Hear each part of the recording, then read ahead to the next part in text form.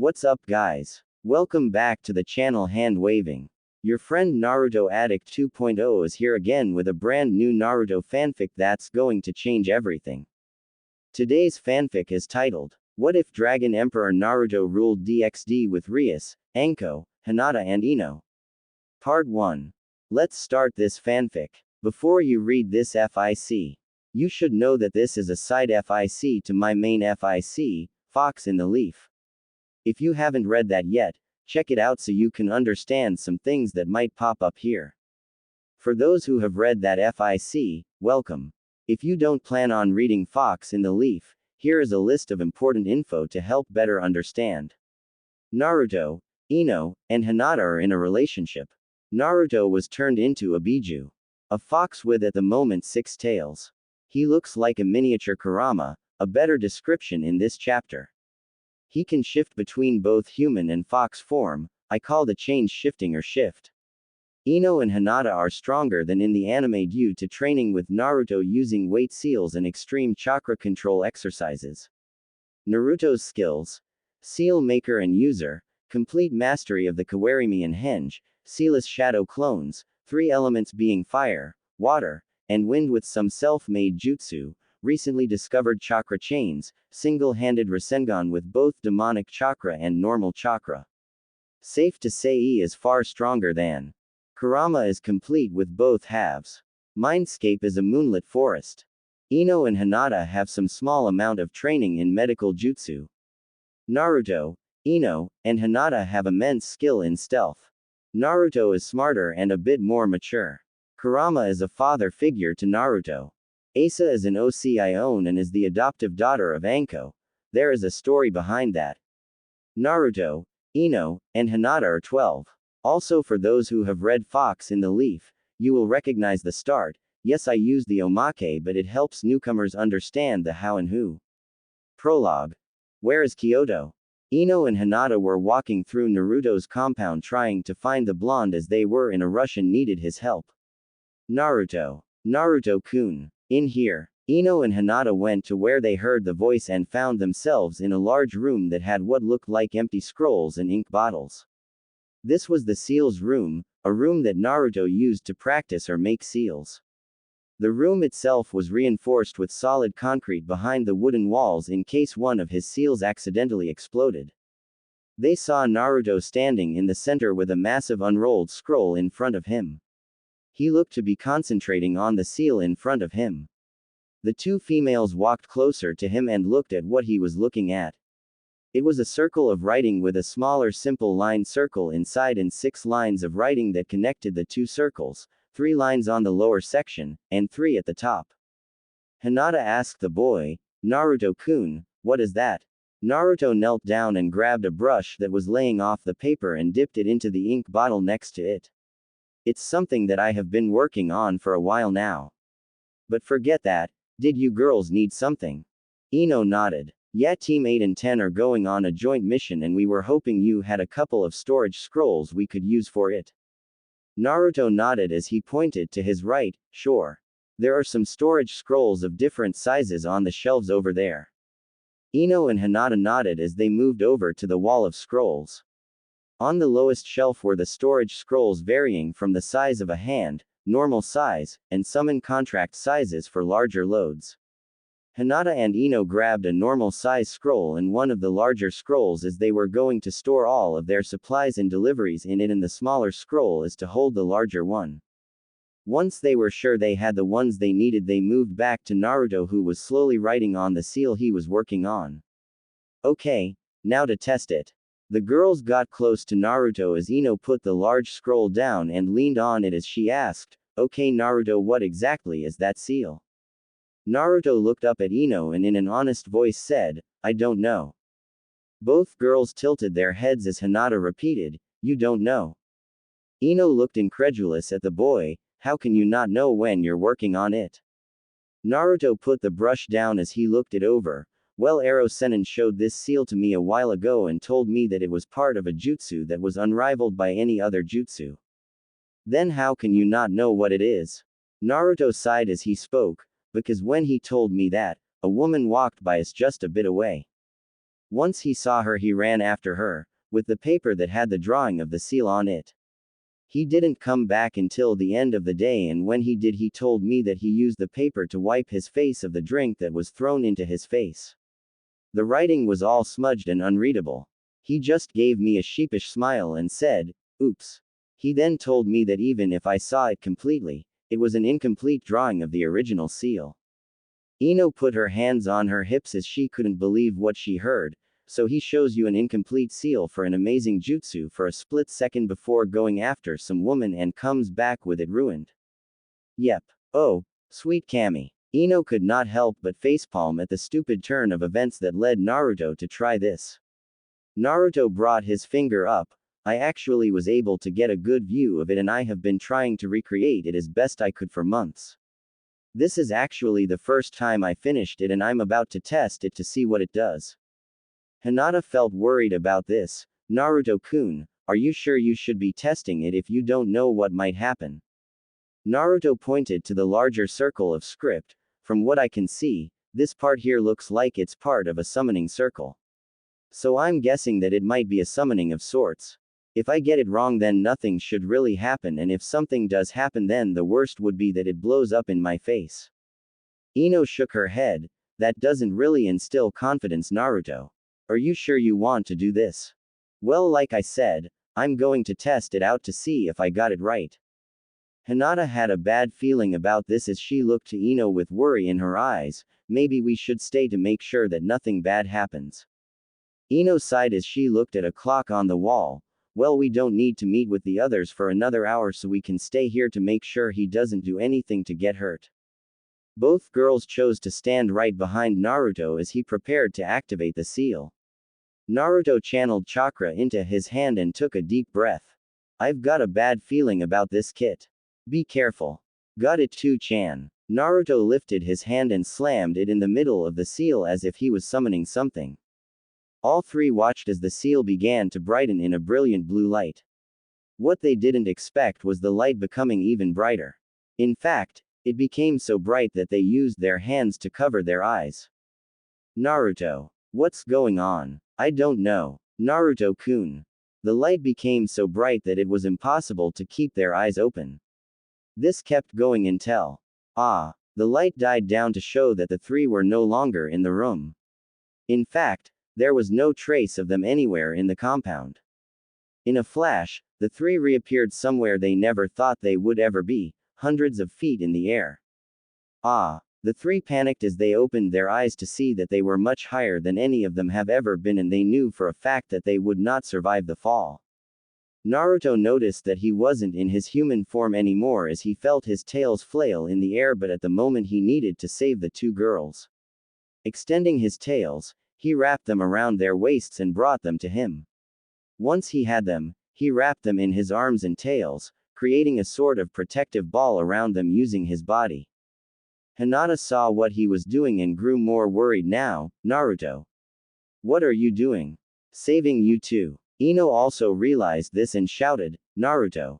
The now ball of fur was falling fast enough that he could feel his back heating up. Soon he made impact with the ground fast and hard. Boom. The ground shattered, sending a shockwave that could be felt for miles. Hinata and Ino were clutching the fur as they felt the impact through were still covered by the tails, so it gave the little pocket they were in an orange light. Opening their eyes and trying to regain their bearings, they both grew worried as there was no movement from their third member. Hinata began to shake Naruto's chest. Naruto. She continued to shake, hoping for any sign of movement. Ino brought her hands up to his muzzle. Naruto. Open your eyes. She shook his muzzle, but he still did nothing. Naruto. This isn't funny. Hinata had tears in her eyes as she was afraid that they could have just lost the one they love. She buried her face in his fur as she began to cry. Ino would not accept this as she kept shaking him, but she also began to tear up. Naruto. Naruto. She slammed her fist in his chest as she was at her breaking point. Naruto.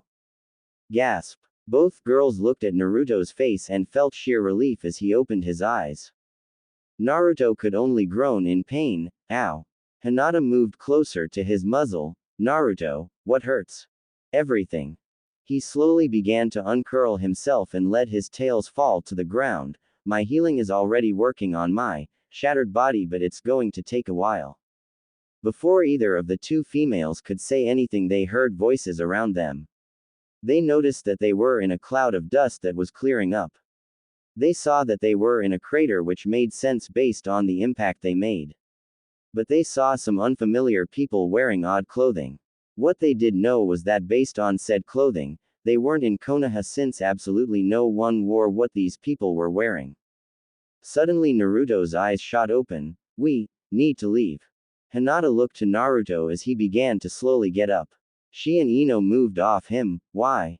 Naruto flopped to his side as he tried to get up but found it extremely painful. I sense our chakra signatures coming. And they feel weird. He turned to look at the two, and if he wasn't covered in fur, they would have noticed his face turning crimson in a blush. He turned his head away, which caused him to wince in pain but kept his gaze away. The two girls were confused about what he was doing, but they felt a breeze pass through them and they felt chills where they shouldn't.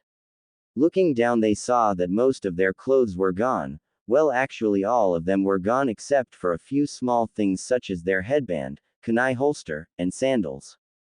Both shrieked in embarrassment and covered themselves as best they could. Naruto winced again at the shriek, but he didn't have time to think of what to do since the two girls then used his tails to cover themselves.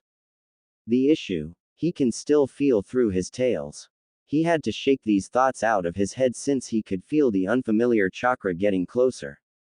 Using the tails around the girls, he picked them up and placed them on his back while still using the tails to cover them, and began to slowly move out of the crater.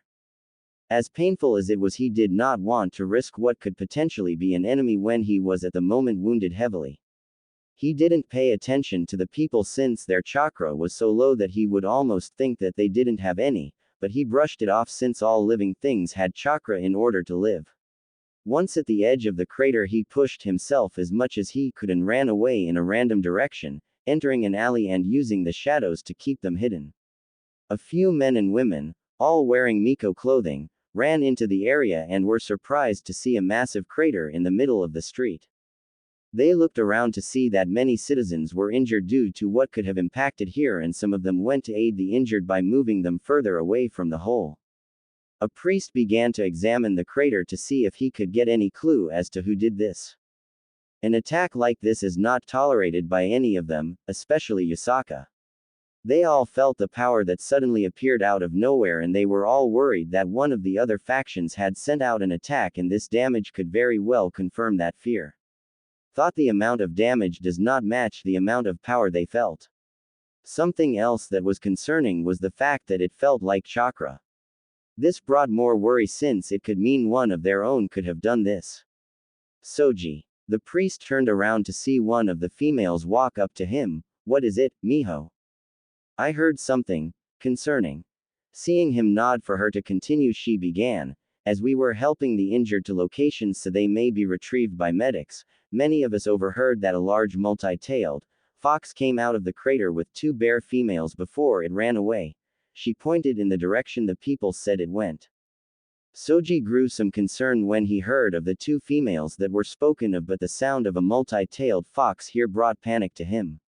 He could only think of the only two multi-tailed foxes that exist. He looked at Miho again. Was there anything about it that was of note?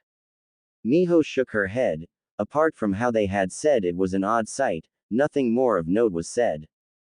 Soji nodded. Miho, head to the temple and request a meeting with Lady Yasaka. Ask if either she or Kuno were here. If it was one of them, then there must be a reason. It might be that Kuno has gained a fox form and did not know how to control the power she had. Also, inform the others to begin to erase their memory of the fox. No one is to remember about this. Miho bowed as she walked away. Shoji went off to begin the erasure of the humans' memories. He could not help but think to himself, what exactly happened here? As he felt that there was something more to this.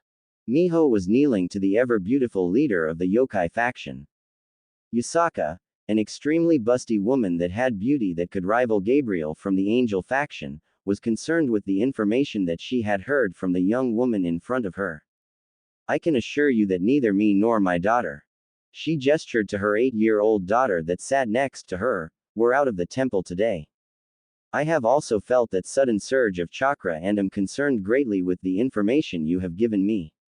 Kuno and I are the only remaining fox yokai that possess multiple tails. The fact that the humans are speaking of seeing another one, could potentially mean that either that there was one out there in hiding or one of the other factions is plotting something that could create discord within our faction. Miho lifted her head with a questioning look. What do you mean, Lady Yusaka?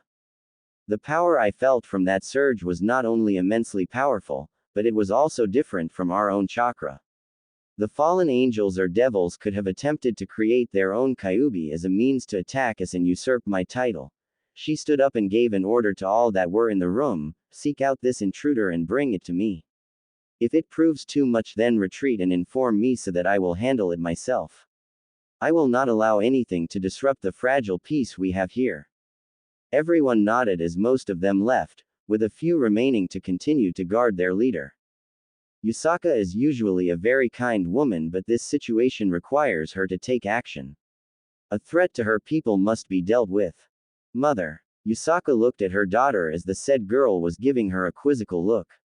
Kuno, I want you to remain here on the temple grounds as we go find this unknown intruder. Do you understand? Kuno nodded her head as she could tell how serious her mother was. Yusaka smiled as she hugged Kuno before she got to her feet and went to her guards and led them out to join the search. She knew that as long as her daughter remained in view of the guards, she would be relatively safe. Naruto, Ino, and Hinata. Naruto had left the odd village they found themselves in and was now running through a heavy forest. He didn't know why, but he felt the need to get both Ino and Hinata away from the populated area. The main problem right now was the fact that at the moment he was in pain. The fall had done some damage to his body since he had not braced his body enough. He had felt worse pain before. Heck, his shifting back when he was somewhat human was far more painful than this, but he felt the need to take a nap. Tu-chan, can you help out my healing? Already on it. It's not anything major, but a nap would help you heal faster. Naruto came to a stop as he began to try and catch his breath. Hey, you okay, Naruto? Naruto looked to his passengers before he answered Ino's question. Yeah, but I'm going to need some time to heal as that fall really hurt my back. Ino smirked at Naruto before saying, you're not old enough to have back problems. Hinata, however, felt more concerned about him. Are you sure you're okay, Naruto? Naruto answered by collapsing to the ground and lay on the ground, causing the two girls to yelp in surprise. Yeah, I just need a nap.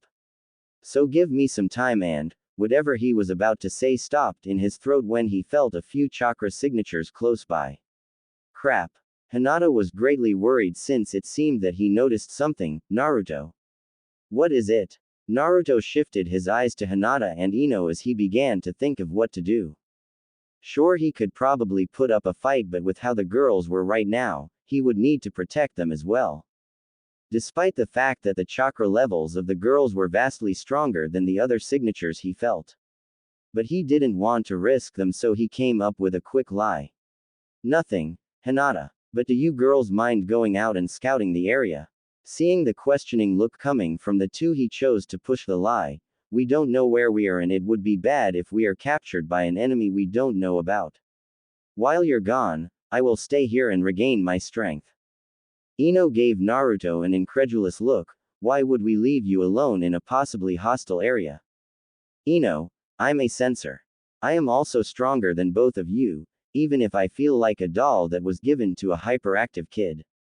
If anything is coming my way, I can hide or fight back, but I really need to rest. Ino did not let up her look, but she got off Naruto's back with Hinata doing the same, while they still tried to cover themselves. Fine, but you better not do something stupid while we are gone. Naruto rolled his eyes as he gave a sigh of relief. Ah, that is so much better. A tick mark appeared on Ino's head. That better not be a jab at our weight. Naruto chuckled sheepishly as he looked anywhere but at her. He winced when he felt her give his side a somewhat hard kick. Hey. Injured here. You'll live. Doesn't mean it doesn't hurt. Hinata knelt down and began to rub his side with one hand as she used her other hand to hide her and her legs to hide her lower region. She felt extremely embarrassed at the fact that she was still worried about what happened just 30 minutes ago. Naruto gave an appreciative smile at Hinata, but he grew serious after a second. Don't worry, you two. I'll be safe, but we really need to know where we are, and at the moment, stealth is not in my arsenal. Ino rolled her eyes, says the stealthiest ninja in Konoha. Naruto looked at her. Ino. Oh fine. She was about to remove her hands that were covering what they could to do the hand sign to henge some clothes on, but she stopped when she noticed that he was still looking at her. Turn around. Naruto was glad that his fur hid his blush as he turned his head to look the other way until he heard two puffs. Looking back, he saw that both Ino and Hinata were now wearing their normal attire. Hinata was still blushing heavily as she whimpered out, it still feels odd. Naruto nodded his head as he could figure that it would, since they are only hang clothing, which meant that although it looked like they were wearing something, they were still with illusional clothing on. Okay, don't forget to stay in the shadows and remember what I taught you about stealth. Ino rolled her eyes again. You mean what we learned in the academy and the few tips you gave us to improve our stealth? Yeah, we remember. Naruto nodded as he could feel the other chakra signatures still a ways away from them but getting slowly closer. Just be careful, you two. Ino smiled at Naruto. You be careful. Hinata placed a kiss on his forehead as she whispered, stay safe, before she moved to stand with Ino, and the two disappeared into the forest in the direction of where they came from, but more to the side as to not end up in the same area they landed. Naruto kept his senses on them until he knew that they were a good distance away. Once he knew that they were far enough, he got to his feet and began to move in another direction, and pulsed his chakra to get their chasers' attention. Once he knew that the pursuers were not going in the direction of Ino and Hinata, he hid his chakra signature and moved in a completely different direction. Naruto had made his way into a clearing within the forest before he collapsed onto the ground in pain. Okay, not the worst pain ever, but damn, do my muscles hurt. He couldn't sense any of his chasers heading in his direction. He relaxed a bit as he felt that he was in the clear for now. He decided to take a nap to speed up his healing, but he would wake up if he detected anything negative close by. Nap time. He closed his eyes and immediately went to sleep. Poke poke. Naruto grumbled when he felt something poke his face. Poke poke. 5 more minutes. Ino. Who's Ino? It only took Naruto a split second to realize that the voice not only did not belong to Ino or Hinata, but it sounded younger than him and was not Asa. His eyes shot open and he turned his gaze to a girl in a shrine maiden outfit. She had golden blonde hair tied into a ponytail and eyes that were just as gold. But the thing that caught his attention the most were the fox ears on top of her head and the 9 tails that swayed behind her. He stared at the girl dumbly as he was trying to figure out what he was looking at. It was only when she poked his nose, causing him to go cross-eyed, that he was brought out of his confusion. Good afternoon. Who are you and what are you doing in our backyard? Naruto blinked a few times before asking, backyard? The girl nodded. Yep. You are in my home's backyard. I come here with my mother sometimes to play. Naruto looked around to see if he could see any house nearby, but all he saw was more forest. How big is her backyard if I can't even see her house? He looked back at the girl and could not help but stare again at the extra features she had. Tu-chan, am I crazy or does this girl have fox ears and tails? No, you haven't gone crazy. I see them too and I am just as confused as you are. I don't sense any of my chakra in her, so it can't be because she absorbed some of it. Naruto looked the girl over before he decided to get up. Unfortunately, he did not count on the fact that he wasn't fully healed yet and fell back down. How long have I been out? Couple minutes. No wonder I don't feel any better. I barely closed my eyes to nap before she woke me up. The little girl noticed the wince of pain on this other fox yokai and grew worried. Oh no, you're injured. Wait here, I'll go get some help. Naruto's eyes grew wide as he saw the girl run off. Hey, wait. His call went unheard as she made it to the tree line before disappearing into the forest. He plopped his head onto the ground and groaned, damn it. She could be with the ones chasing us, and here I am feeling like I pulled every muscle in my body. It didn't take long for him to feel chakra signatures coming towards him. Great. She was with them. Getting to his feet, he began to slowly walk in the opposite direction that the signatures were coming from.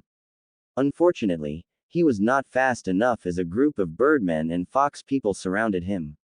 He could not help but stare at them, as he couldn't wrap his head around the fact that he was surrounded by these odd people. His keen hearing did pick up whispers coming from some of them. This must be the one that we were sent out to find.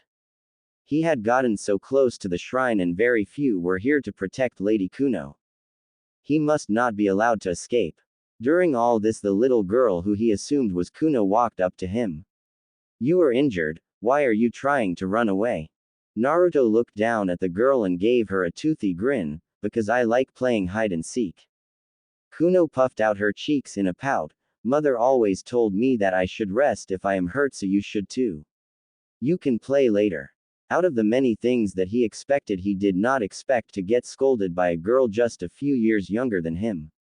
It was so ridiculous that he ended up laughing. PFFT, ha ha ha ha ha ha ha ha ha ha. Everyone there was a little stunned at the sight in front of them. Their leader's daughter was at the moment pouting at a larger six-tailed fox, albeit an odd-looking one. They shook their heads out of their shock in time to see Kuno stomping her feet on the ground, reprimanding the still laughing yokai. They closed in on the two, with one fox woman gently pulling Kuno away, with a group of Tengu raising their weapons at the red fox. You are to come with us peacefully. Naruto stopped laughing as he looked at the bird people around him. He could sense the chakra levels they had, and knew for a fact that based on that he could beat them all easily if he went all out. But right now he was still worn out and was still in the process of healing. He still tried his luck though. And if I say no, I would very much like it if you said yes, as I wish to speak with you since you had not harmed my daughter when you had the chance. Everyone looked to where the voice came from to see Yusaka walking towards the group. The ones that were with Kuno bowed to her, while the ones surrounding Naruto kept their gazes and weapons on him. Naruto could not help but be in awe of the voluptuously beautiful woman that was coming closer. Though it wasn't just her beauty that caused him to be this way. It was also the fact that she was just like Kuno. A nine-tailed fox woman. Did you have family that I didn't know about, Two-chan? Besides you and my fellow Biju? No, he was also confused about this woman, as there should not be another Nine Tails since he is the only one. Naruto heard the others there call the woman Lady Yusaka. He figured that she was someone of great importance if everyone was bowing to her. He watched as she stopped right in front of him and looked him over. He felt a little self-conscious, as he was never looked at with intrigue before, much less in his fox form. Deciding to be the first to talk, he lifted his paw, which caused the bird people to tense up. Yo! He gave Kakashi's signature hellos, which caused some of the Tengu to face fault while the rest sweat dropped. Yusaka, however, just smiled. Based on the tone of the voice, she concluded that this yokai was young. Extremely young, and she could not feel any ill intent coming from him, kind of a gut feeling, instead of an actual sense. Greetings. My name is Yusaka, leader of the yokai faction and protector of Kyoto. May I ask who you might be and what your intentions are? Naruto paused as several things about what she said confused him. He didn't feel any malice coming from the woman, but the guards around him were not helping him relax. My name Ao is Naruto Ao Uzumaki Ao. And Ao, what do you mean Ao? You are Ao, the protector of Ao Kyoto. Where even is Ao that? And what Ao is the Ao yokai faction Ao? Yusaka would have taken this seriously if it wasn't for the fact that her daughter was at the moment tugging on one of his ears. Her smile grew at the fact that Kuno seemed so interested in this newcomer. Kuno. Kuno stopped what she was doing and looked to her mother. Seeing the slight reprimanding look her mother had, she let go of Naruto's ear and moved to stand by Yusaka. Naruto was glad that the tugging stopped. Despite it not hurting, it was still somewhat of an irritation. However, he could not help but smile at the Kuno that now stood with Yusaka. Well, now I am curious about you, young Naruto. How are you not aware of the yokai faction when you yourself are a yokai, albeit an interesting one? Are you perhaps ignorant of what you are? Or you are playing ignorant to get on my good side? Naruto tilted his head in confusion as he could not think of a reason why it would be a bad thing. Sure, she said she was the leader of a group, but he didn't know anything about them or what village he was in. If he wasn't so sure that he wasn't in Konoha, he might have guessed he was based on the abundance of forest around him. He didn't like the fact that he was surrounded, but he couldn't make a move just yet. I know what I am, but I still don't know what this yokai faction is. I just did some crazy jutsu and found myself falling before crash landing in this weird place with weirdly dressed people around me. Then I go to take a nap to rest, and then Kuno there pokes me and wakes me up. She goes to get me some help, and now I am surrounded by bird people and some fox people. He made sure not to mention Ino or Hinata, as at the moment he wanted to get some info about where he was. Anko made sure to pound a lesson on info gather into his head. One of the Tengus sneered at him, a likely story. Naruto looked at the crow person with irritation evident in his eyes, and what does that mean? You obviously came here for something. You most likely attacked a public place to get us to begin a search for you, and while the shrine was empty, you come here and kidnap Lady Kuno. Naruto glared at the Tengu. Keep talking like that and I'm going to have some fried bird for lunch. Why you? Enough. Yusaka flared her power to get them all to become silent. Naruto was in awe by the show of power, but he was unaffected by it. He sighed as he mentally asked, well, how am I? You won't be able to fight at your fullest, but you're good to go with what you want. Good. As Yusaka was looking at her subjects, Naruto got back onto his feet and stretched out his back legs one at a time. The movement caused them all to tense as he popped a joint in his leg. Yusaka finally noticed his size. Standing up, he was a little under her height. She examined his body more, and if she had to say anything about him, she would have to say that he was rugged compared to her fox form, and the tails seemed to be in constant motion. She also took note of the black marking that went from his eyes to his, what she assumed to be the mane tail. She also noticed the small bit of blonde fur that bordered between his black furred paws and the red fur that took over most of him. Naruto looked Yusaka in the eye and smiled, well, as much fun as it was to be held prisoner, sort of. It's time for me to go.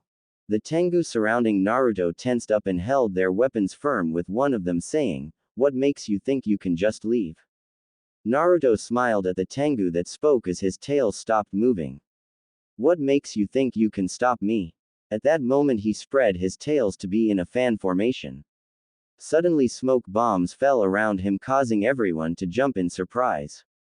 Everyone covered their faces as they all began to cough. Yusaka and Kuno kept their gaze at the spot Naruto should be at.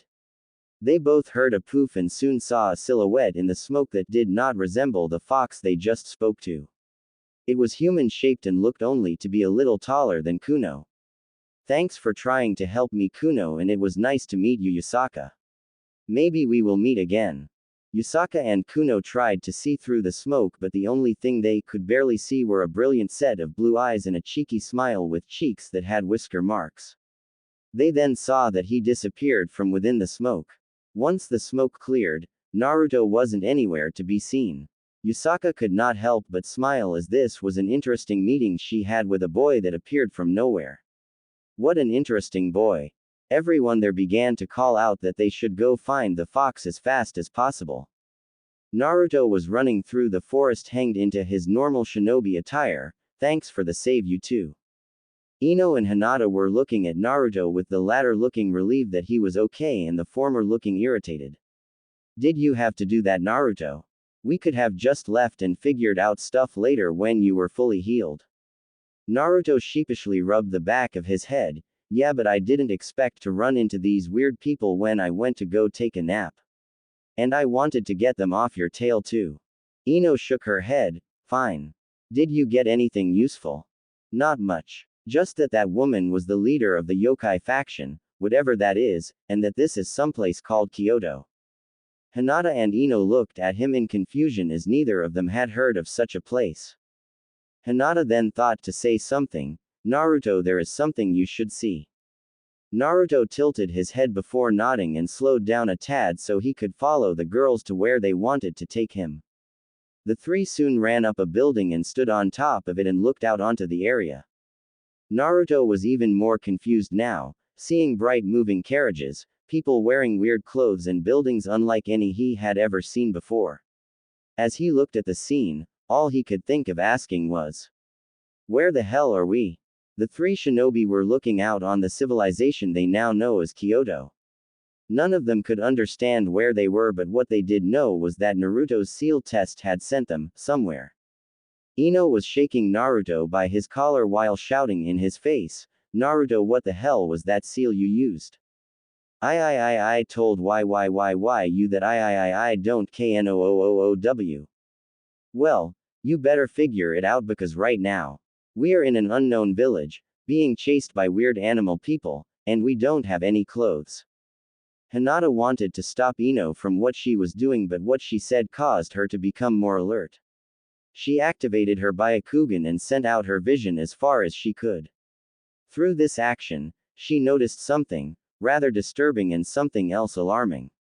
The disturbing bit though can wait as she spoke to her companions. "Naruto. Ino. They are coming this way." Ino stopped shaking Naruto and dropped him before she became serious. "How far?" 150 meters and closing. "They aren't on a direct path, but they are coming towards our general direction."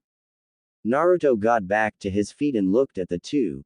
"They sent out groups to find me, so it might be that the group is just coming this way, but they might have a sensor and sensed us when we went up the wall." Looking down at the people that were walking in the streets, he thought about what they could do to evade their pursuers. He looked to the two again as he went into the role of a squad leader and gave his orders. "I want you two to henge into an outfit close to one of the civilians there. They don't know about you two, so you should be off their radar. They are looking for a large fox, so they shouldn't recognize me if they see me. But if they do have a sensor, then they may be able to recognize my chakra signature. They will be after me. You two are to go out and gather some information about this area, and see if you could get some actual clothes. When you think you have enough, find an abandoned building or something. I will find you tonight. Clear?" Ino tilted her head as she asked, "What are you going to be doing?" Naruto smiled his prankster smile as he said, "A game of hide and seek." Both girls smiled with Ino shaking her head good-naturedly before they moved to the edge of the water tower to see what they could mimic. They each found something they could work with and brought their hands up to henge into the outfits. Hinata's outfit was a lavender kimono with a sakura petal pattern and a cream obi. She looked down and found that she liked what she had chosen. Ino was much different. Ino was now wearing a pair of tight jeans and a purple crop top. She also looked herself over and knew she made it look good. One thing that the two kept the same were their sandals. Although Naruto thought both of them looked good, he quirked an eyebrow at the major difference between the two. He moved to stand next to them and looked down at the people. "Ino, where did you see that outfit?" he asked as he searched for who was wearing what Ino was wearing. Ino grabbed Naruto's chin and gently turned his head to the left and pointed out a girl wearing the same outfit but with a red top and hat, looking around and pointing at everything she thought was cool. Naruto looked at the girl and Ino before shrugging. Okay. It was now his turn to look for an outfit, but he didn't have a lot of time, so he just saw a simple one and went with that. He hanged his outfit into slightly baggy jeans and an orange shirt but keeping his hanged sandals. He looked at the two before he hugged them and whispered out, "Be careful out there." The two girls hugged him back before they separated. Hinata smiled at him. "You too." Naruto nodded as he gave one final piece of advice. "Don't use any chakra and make sure not to draw any attention to yourself." At that, all three jumped away and found their way to street level before they blended into the crowds just in time for a few Miko and priests to arrive on the rooftop they were just on, looking around but not finding anything that gave them an idea of where their target went. Ino found herself in a shop that, from what she could tell, sold souvenirs. She found herself looking at a few of them and found that there were little figures of buildings and possible landscapes that had names that were odd to her. As she looked around the store, she found a map for sale and figured that it would help them figure out where they were. Grabbing one, she went off to the register and was about to pull out some emergency money that she kept in her weapons pouch but stopped when she caught a glimpse of the currency a male customer was using. Although the money looked similar, there were some key differences between what she had and what he had. She took a step back and went back to looking around. At least that was what it looked like. She was stealing glances at other customers as they paid and saw that not only were the bills different but so were the coins. What kind of Rio are they using? If that is how they all look, then none of the Rio I have will work. Either that or they will know I'm from another village. She was brought out of her thoughts when she saw a couple of Miko coming into the store and they were looking around for something. Crap. She moved further into the store to avoid them, but much to her chagrin they were drawing closer to her. Gotta hide my chakra. Pausing in front of some snow globes, she took a deep breath and concealed her chakra as best she could. The two Miko paused their advancement for a second before continuing. They had lost the signature they were looking for as it was unfamiliar to them. They had assumed that it was the fox that escaped them but were unsure since although they all could sense chakra, none of them could tell the difference between one or the other. They only followed this signature because it felt different from what they were used to, which was odd to them. Ino was internally panicking as the Miko had stopped right behind her. She paused her browsing to look at them and give a friendly greeting before moving away. As she moved away, she caught sight of them jolting their head out of the entrance before they quickly walked out of the store and ran in a random direction. She was confused about this for a second before she let her chakra loose for a split second and used her sensor ability to see what it was they were chasing. She knew immediately that Naruto was pulsing his chakra to get their attention. Thank you, Naruto. She decided that it was time to move on. Seeing the map in her hand, she questioned whether or not to just take it. From what she could tell, none of the occupants of the store were shinobi, so she could sneak it out. But she hated the idea of stealing from a store like this. Kunoichi she may be, but sometimes she just felt wrong for this kind of thing. Mentally steeling herself, she moved back over to the maps pile before swiftly removing her map out of its plastic wrapping and threw said wrapping into a bin that had some umbrellas. She slipped her map into her weapons pouch and grabbed another wrapped up map to make it look like the map never left her hand. She placed the map back into the stack that was there before heading out of the store. She gave a farewell to the elderly man that was at the register before exiting and walking off. If our currency is different from everyone's here, then getting supplies is going to be a bit harder. She looked around at the people before thinking, better start gaining intel. Naruto gave me the chance, so I better use it. Making sure to hide her chakra signature, she began her objective, while hoping Hinata was having better luck than she was. Hinata was having just as much luck as Ino. She had also seen that the currency was different from what she had and figured that she would not be able to buy anything. Unlike Ino, Hinata had chosen not to steal from anyone as she was completely against doing such a thing. She had also had a run-in with 3 priests, but the difference is that they were confronting her. Excuse me, but may we be of assistance? Please take no offense to this, but we had noticed that you are blind and do not seem to have a guide, spoke one of the priests. He had dirty blonde hair that stopped at his shoulders and simple brown eyes. Hinata smiled as she put on a simple bystander act. I thank you for your offer, but I am not in actuality blind. Although my eyes are like this, I can see perfectly fine. She bowed to them in a show of thanks for the kind gesture. The second priest, a man with black hair and sharp black eyes, showed his surprise as he spoke. Oh, forgive us. We were under the assumption that you had lost your way due to an inability to see. He bowed along with the other 2 asking for forgiveness. Hinata smiled as this was not the first time that someone had mistaken her eyes for being blind. In Konoha, there were times a civilian or child that would offer their help thinking that she was blind only to find out that the Hyuga eyes were all like this, even if hers had a different tint to them. She always found it amusing as a dojutsu that had the ability to see almost 360 degrees around look like the eyes of someone who had lost their sight. She smiled at them as they raised their heads before speaking. There is no need to worry. I am used to people believing that and I hold no ill will to you.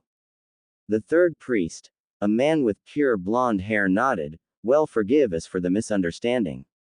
Although why are you here on your own? A young girl like you should not be without your parents. Hinata felt a bit nervous because if she said that she was on her own, they might wish to escort her around and that was something that could cause problems.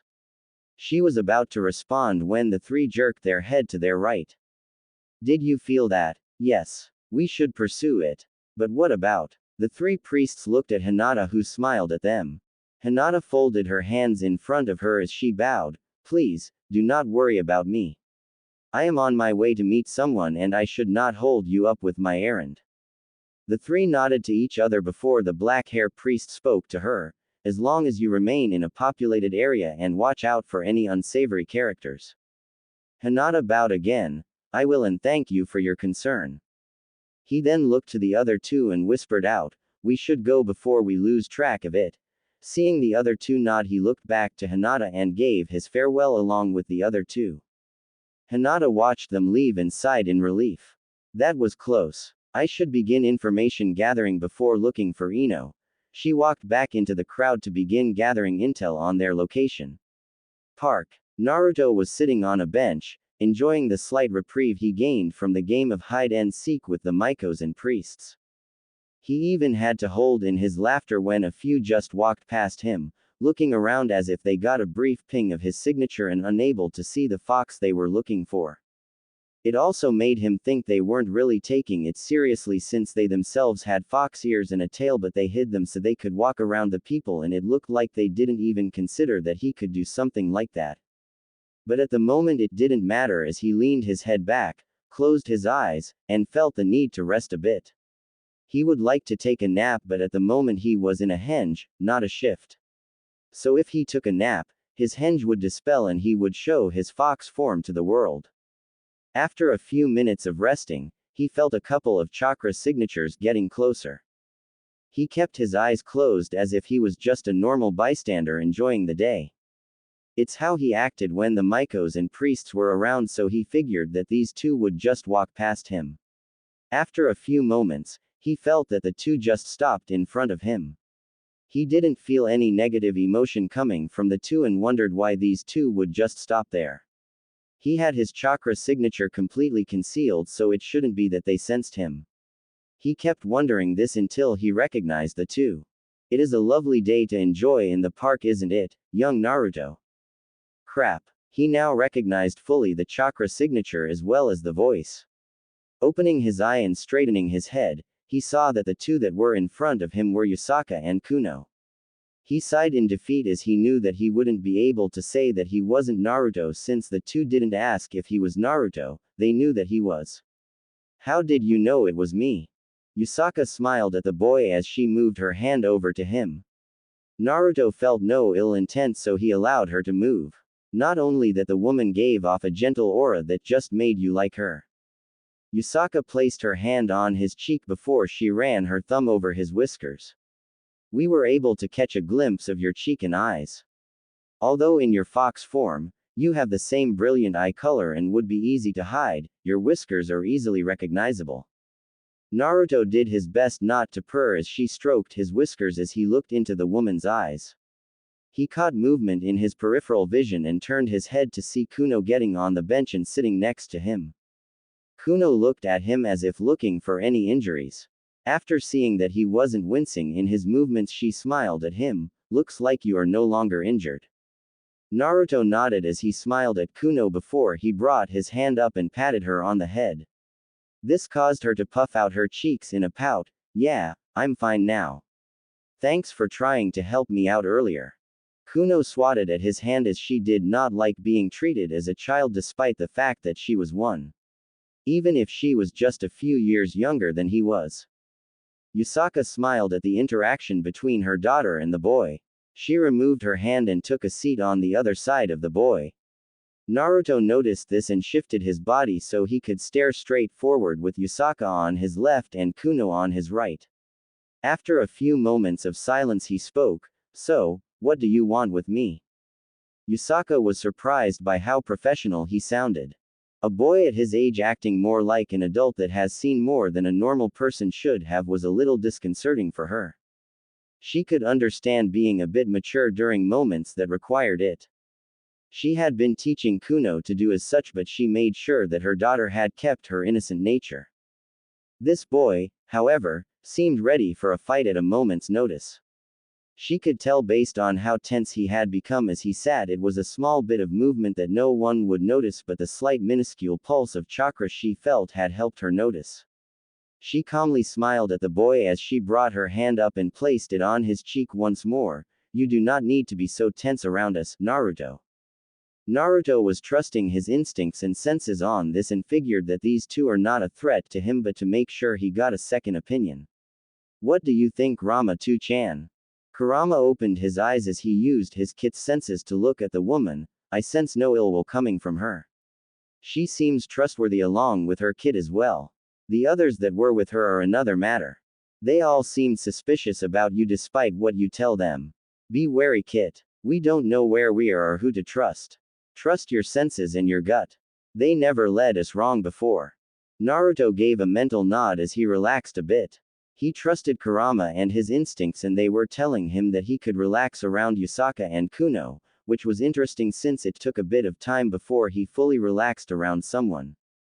Yusaka smiled as she noticed him visibly relax. She ran her thumb over his whiskers again and noticed that he stiffened when she did this. She would have asked, but she saw that his throat was slightly vibrating. She thought about what this could be until she heard a very faint purr. She now knew what it was. Her action was causing him to purr and he was holding it in, to the best of his abilities. She smiled wider as he cleared his throat in order to cover it up, but she had heard it with her enhanced hearing. It is all right, Naruto. You do not have to hide it from us. We will not tell anyone. After he heard this, it was like a switch was forcibly flipped and he melted into her touch as he began to purr at her ministrations. He did not know why, but this woman was easily moving past his walls. Kuno was pouting more now and she brought her hand up to his other cheek and began to do the same thing. Naruto at first was leaning into Yusaka's hand, but when Kuno began to do the same thing he felt himself melting at this. Regaining himself for a brief second, he shot his hands up and grabbed both their wrists and gently moved them away from his cheeks. Please don't do that. I try not to let anyone other than people closest to me do that. Kuno pouted even more as she sat back down and crossed her arms. Yusaka smiled at how her daughter was acting around this boy. She took her hand back and put them on her lap. Very well, Naruto. To answer your earlier question, I merely wish to know what your intentions are in my territory. Naruto leaned back as he looked at Yusaka. As I said to all of you before, I came here by accident and I don't even know where I am. But right now all I'm doing is having fun messing with all of the ones after me. He then realized something. Hey, how'd you find me anyway? I've been making everyone else go on a wild goose chase and yet you just walk up to me like it was a normal thing. Yusaka smiled as she shifted her gaze from him to Kuno. I had brought Kuno here after you left as she wanted to go out and enjoy the day. It was by mere chance that we saw you here. Naruto deadpanned at this. How the hell do you just run into someone that everyone else thinks is an intruder? He sighed as he shook his head. That just sounds too weird. To just run into me like that. Yusaka nodded as she agreed that it was an unconventional and unrealistic way to run into someone, but it is how it is. Well, Naruto, I wish to know where you came from and the circumstances that led you to arrive here by accident. Naruto narrowed his eyes at her, but he still felt no ill intent or alternative motive. He sighed as he spoke. As I said before, I was practicing a jutsu at my home and for some reason, it took me from my compound to here. I don't plan on doing anything in your territory other than leave and find my way home. Yusaka nodded as a boy his age would want to go home. Perhaps I can tee you. I am sure that you would want to go home to your parents as soon as possible. Her offer did have an alternative motive, as if she could meet the boy's parents she could see that she and Kuno were not the last of their kind and she would offer the parents safe haven with her. If they were on the run or in hiding, then they would most likely take the offer. Her hopes were however dashed when he spoke next. Don't have any parents to go back to. I'm an orphan. I've been one since I was born and I have been living on my own ever since. Well, not mentioning Rama 2-chan, but he is not something to really talk about, especially since I can't fully trust her yet. Even if he mentally shook his head as he smiled sadly at the memory of him meeting his parents' chakra constructs. Yusaka felt her heart break at what he had said. She brought her arms up and brought Naruto's head into her as she hugged him and ran her hand through his hair. To lose his parents the day of his birth. Living on his own for so long, no wonder he had to mature himself to such a degree. And to be ready for a fight at the first sign of trouble, he must have been hunted by the other factions for what he is for a long time. Naruto blushed at this as he did not expect to be hugged by a beautiful woman like this. He would have pushed away from this, but he felt at peace with her. It was like she needed to be part of his life in order to make it more whole. He felt Kuno join in on the hug and could not help but smile. How are they doing that? How can they both make me feel like I do when I hug both Ino and Hinata? I barely know them. Yusaka pulled back and looked into his eyes to see the look he had. His eyes conveyed longing, starving for something that he did not have or something that he wished he had more of. She placed her hand on his cheek once more and she could not stop the loving look she gave him. Naruto felt his eyes moisten a bit, but he held them back. He would not cry. His tears are not meant for strangers that he just met, despite how they seemed to break down his walls and almost worked their way into his heart in such a short amount of time. He was brought out of this as he felt a poke on his cheek. Turning his head, he saw Kuno still hanging off his back and smiling at him. What is it, Kuno? Kuno poked his cheek again, internally wanting to rub his whiskers again to make him purr, but poking was the closest she could do without going against what he asked. Will you play with us? Yusaka looked at her daughter in a small reprimanding look, however, the smile on her face betrayed what she really felt. Naruto smiled at the little girl and was about to respond, but he then sensed some more chakra signatures heading their way. Oh! He sighed as he knew that this moment he had with these two was now over. He got up from the bench with Kuno still hanging on his back. Sorry Kuno, but it seems that my time here is up. Both Kuno and Yusaka were confused about this until after a minute the older of the three foxes sensed that some of her subjects were heading their way at a decent pace. He was able to sense them from that far. How much had he gone through to have senses so sharp? Kuno teared up as she knew that this meant he was about to leave and she didn't want to say bye to her new friend. She didn't get to say anything as she was picked up from under her arms and placed on the ground by her mother. Yusaka stood in front of Naruto as she spoke in a soft voice. You do not have to leave, Naruto. I could offer you a place with us. You do not have to be on the run anymore and you could soon find this place to be your home. Naruto smiled at this. Had it been long ago, he would have immediately said yes, but he had others to think about and they mattered more to him than a tempting offer. Sorry Yusaka, but most of your priests and Miko don't trust me, and I learned long ago that being in a place that has a lot of people that hate you, would only end up with them attacking me. You seem to care about everyone here in Kyoto, but if I stay, then when they attack me, I won't hesitate to fight back, and based on how strong they feel, they would not last against me. He made sure not to mention that he had Ino and Hinata to worry about. Even if he did not like living in Konoha, they did, and he put their happiness before his own.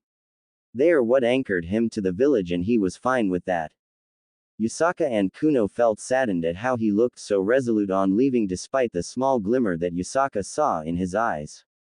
Yusaka looked the boy in the eyes before she brought the boy into another hug and ran her hand through his hair. She could not help but find the feel of his hair to resemble fur and she enjoyed it. If you are sure about this, Naruto. I know that we have just met, but I can just tell that you are special. Will you promise me something?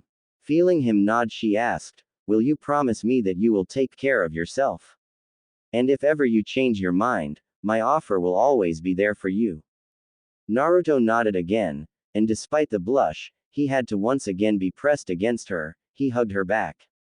After a few seconds, he moved out of her grasp only to be hugged by the youngest fox. He hugged Kuno as well for a minute but moved out of her grasp and looked down at her. Take care, Kuno. Seeing the girl nod, he took a few steps back and smiled at the two. Maybe I will see you two again. Both females nodded as Yusaka spoke. I look forward to the day we meet once more. Naruto could sense that the other signatures were almost there. He gave a foxy smile and waved, "See ya." And with that, he jumped away at full speed in the opposite direction of the oncoming group. Yusaka turned her head to watch him leave and was impressed by the sheer speed he had. Kuno looked around as she could not keep up with it. Both turned around to see a group of Miko and priests come upon them, and with the leader of the group walking up to her. "Lady Yusaka, are you alright? We felt a sudden spike of the intruder's chakra here and came as fast as we could." Seeing the lack of the fox they were looking for, he figured that the intruder had run off again. "Were you able to see him and where he went?" Yusaka shook her head as she spoke. "No, I have not." She then looked to the group and gave an order. "We are all to return to the shrine and resume our normal duties. If there is any sign of him causing trouble, we are to handle it then." "Am I understood?" The group were a little concerned about leaving the intruder loose in Kyoto, but Lady Yusaka was giving them an order, so they were to trust her word on this. They all nodded as they would obey the order. Yusaka smiled as she saw them all comply with her will. She and Kuno began making their way back to the shrine with the rest of the group. "Naruto Uzumaki, I hope to see you again one day." She looked down at her daughter to see that she was looking around, most likely hoping to see a sign of the boy again. "It seems that he has caught both of our interests." Both Yusaka and Kuno were now interested in the boy. Whether in a certain manner or another is yet to be seen. That night, Naruto was making his way through the streets, following his nose as he was tracking down Hinata's scent. He had spent the entire day keeping hidden and gathering intel himself. So far, all the information he got was something he figured a tourist would want. Where one landmark was, where someone should go for lunch, how much a hotel would cost, a nice place to take a girl for a date. That last one was an interesting one, as he thought that it would be nice to take the two girls there for a date, but it was the one before that caused him some issues. The money they were using was called yen. This confused him since the currency that he knew everyone used was called ryo. He couldn't wrap his mind around it as it didn't make any sense. He wasn't able to gain any more useful information, so when the sun went down, he figured it was time to catch up with the girls. After a bit of slow tracking, to make sure it didn't look suspicious for a boy his age being out at that time, he made his way to a house that looked like it hasn't been used in years. He used the darkness of the night to move closer to it and tried the main door. Finding it unlocked, he moved inside and locked it behind him since he could smell both Ino and Hinata inside. He moved inside to see the two sitting in the middle of a room waiting for him. "Sorry for taking a while, but keeping our chasers busy took me far from here." He sat down in front of the two and went into his squad leader role. "Report. What did you find out?" Both girls, knowing that business needed to come first, they told him their findings. The currency the people used was different from what they have, so this meant that they were still in their hinged clothing since they could not buy anything. The language they speak may be similar, but the writing they had seemed to be altered a bit, not enough to be unreadable but enough to cause them to pause. There were no shinobi to be seen even if they tried to see if any were hidden, but they both agreed there were none. The only warriors that they could find were the ones chasing them, and even then they were not wearing anything that a shinobi would wear or what could tell them what village they belonged to. It was Hinata's last bit of information that caused them all to be confused the most. "When I used my Byakugan earlier this day, I had noticed that other than us and the Miko and priests after us, no one else has a trickle of chakra." Naruto looked at her with wide eyes. Sure, he wasn't the smartest one in the rookies, but even he knew that everyone had chakra. It was needed to live. "Are you sure, Hinata? Could it be that it was just so small that you couldn't notice it?" He knew that Hinata's dojutsu would not miss something like this since both had trained into making her sight better, but this was just so unbelievable. Hinata nodded. "I am sure. None of the civilians had a drop of chakra. In fact, they did not have a chakra network at all. All of them were trying to rack their brain for an answer to this unnerving information." Ino shook her head to bring up something she needed the theme to see. We can think about that later. I was able to grab a map so we can try and figure out where we should go to head home. She brought out the map and laid it on the floor. Since they weren't using any lights, they used the shine of the moon to show the map. They all looked at it and tried to make sense of it. Naruto pointed at a spot on the map as he spoke. This map is local, so it doesn't really go far, but it should still help. Here, tapping his finger, I saw this name on one of the signs I walked past, so we should be around here. That should help us out. He thought about the trouble they were having just staying here and made a decision. We need to leave Kyoto. From what I know, that woman Yusaka said that she is the leader and guardian of it. And since they will be after us as long as we are here, we need to make sure that we leave it as soon as possible. Both girls nodded as they agreed with this decision. Okay, we should get some sleep and in the morning we will leave. Seeing them nod, he undid his henge and moved to the wall. He bit one of his fingers and quickly wrote a seal with his chakra blood and activated it. That should conceal us from anyone outside so we won't be disturbed tonight. He moved to lay against the opposite wall and looked away. Hinata and Ino felt embarrassed for what they were about to do, but they understood that the circumstances were not really in their favor. They both undid their henge, removed their headbands, sandals, and weapons pouch before they moved to lay on Naruto's tails. Naruto reached into his neck fur and pulled off his headband, as he always felt uncomfortable to have it on when he is a fox and sleeping. He left the necklace as it did not bother him at all. He wrapped a couple of his tails around the girls so they would stay warm as the three went to sleep and could only wonder how they would get home if they didn't know how far away they were. First day. The three shinobi had woken up before the sunlight could even show itself to the residents of Kyoto and were now making their way out. Ino and Hinata were riding on Naruto's back as he jumped rooftop to rooftop. From what he remembered from the map, the direction he was going would be the fastest way, and since he couldn't feel any chakra signatures nearby, he figured he was in the clear.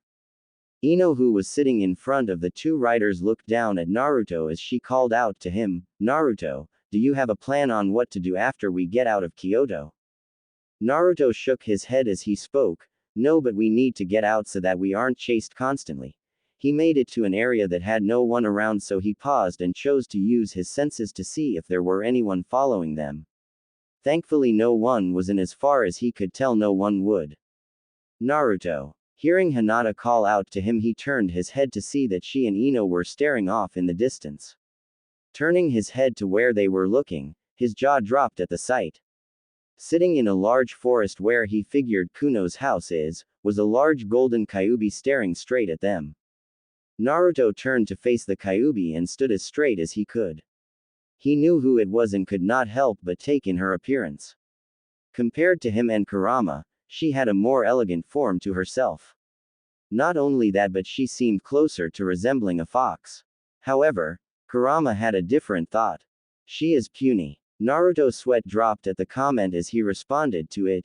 "2-chan, not all of us are as big as you, and what do you mean she is puny? Based on sizes, I am the smallest out of the three of us. Are you smaller than her kid Kuno?" "Okay, second smallest. But either way, she is still big. If you say so. She is still small compared to us Biju." Yeah, puff out your chest and brag."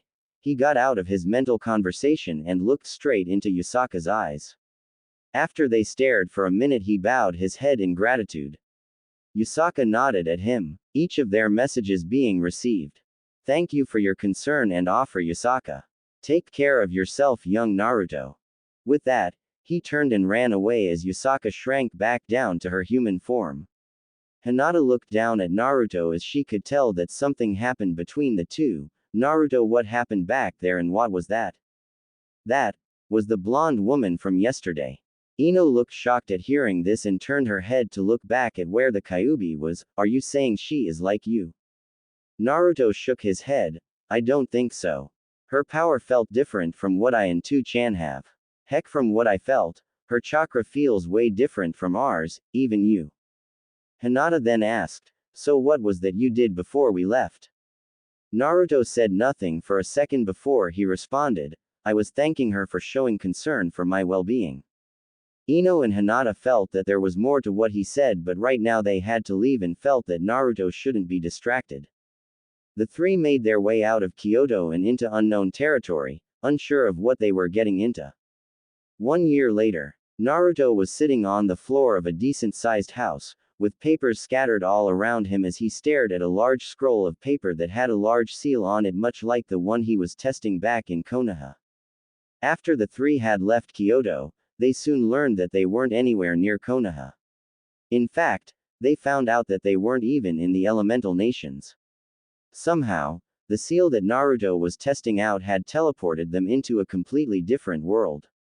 They couldn't believe such a thing happened, as it was something that they thought only happened in the manga they sold back in Konoha's bookstore.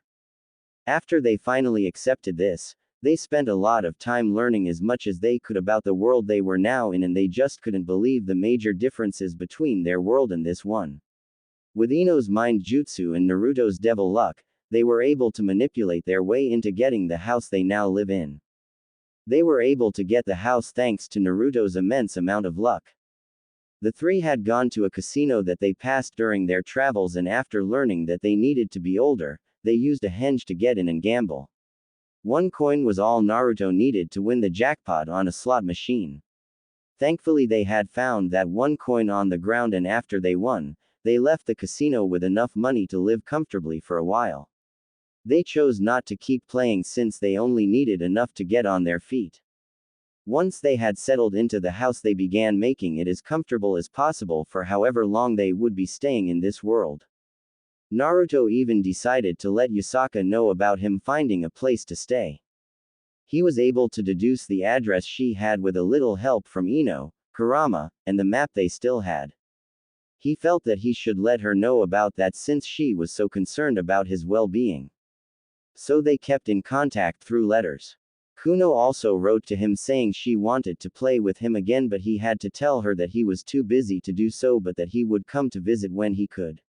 He was thankful to Yusaka for not sending anyone to check up on him. He felt like there was more to why she wouldn't do that, since it seemed like it would be something she would do for him, but he didn't question it. They also fixed another issue. They had found a way to at least communicate with Konoha. The idea was solid, but it had severe consequences that they almost paid. Flashback. On a rooftop void of any people stood the 3 ninjas, with the male blonde standing in the center. The 2 females stood at the side waiting for him to summon one of his toads. They would have offered to summon their own, but Naruto said that his summons had a more direct connection to Konoha. Naruto took a deep breath and began. He bit his thumb, smearing the red liquid on his palm, went through the hand signs, and slammed his hand on the ground, summoning jutsu. The 3 waited for the poof of smoke to appear, but surprisingly nothing happened, at least nothing visible happened. Ino and Hinata were confused about why nothing showed up as Hinata asked, "Naruto, did you not do the hand signs right?" Ino shook her head, "That can't be it. It's the same hand signs we do when we summon. Maybe he didn't put in enough chakra. Who were you trying to summon anyway?" Naruto got back up as he looked at his palm. "I was trying to summon Gamakichi. He could feel something off, he had put in the chakra needed, but something happened to him." Ino then shrugged her shoulders as she moved up close to where Naruto was. "Let me try." She bit her thumb to let out her blood and went through the same process Naruto did. Naruto's mind was going miles a second as he tried to figure out what was wrong until he realized something. He was winded. Tired. But, "I'm never tired." It was then he figured it out. Why it didn't work and why he felt so drained. He shot his hand forward and grabbed Ino's wrist just before she could slam it on the ground.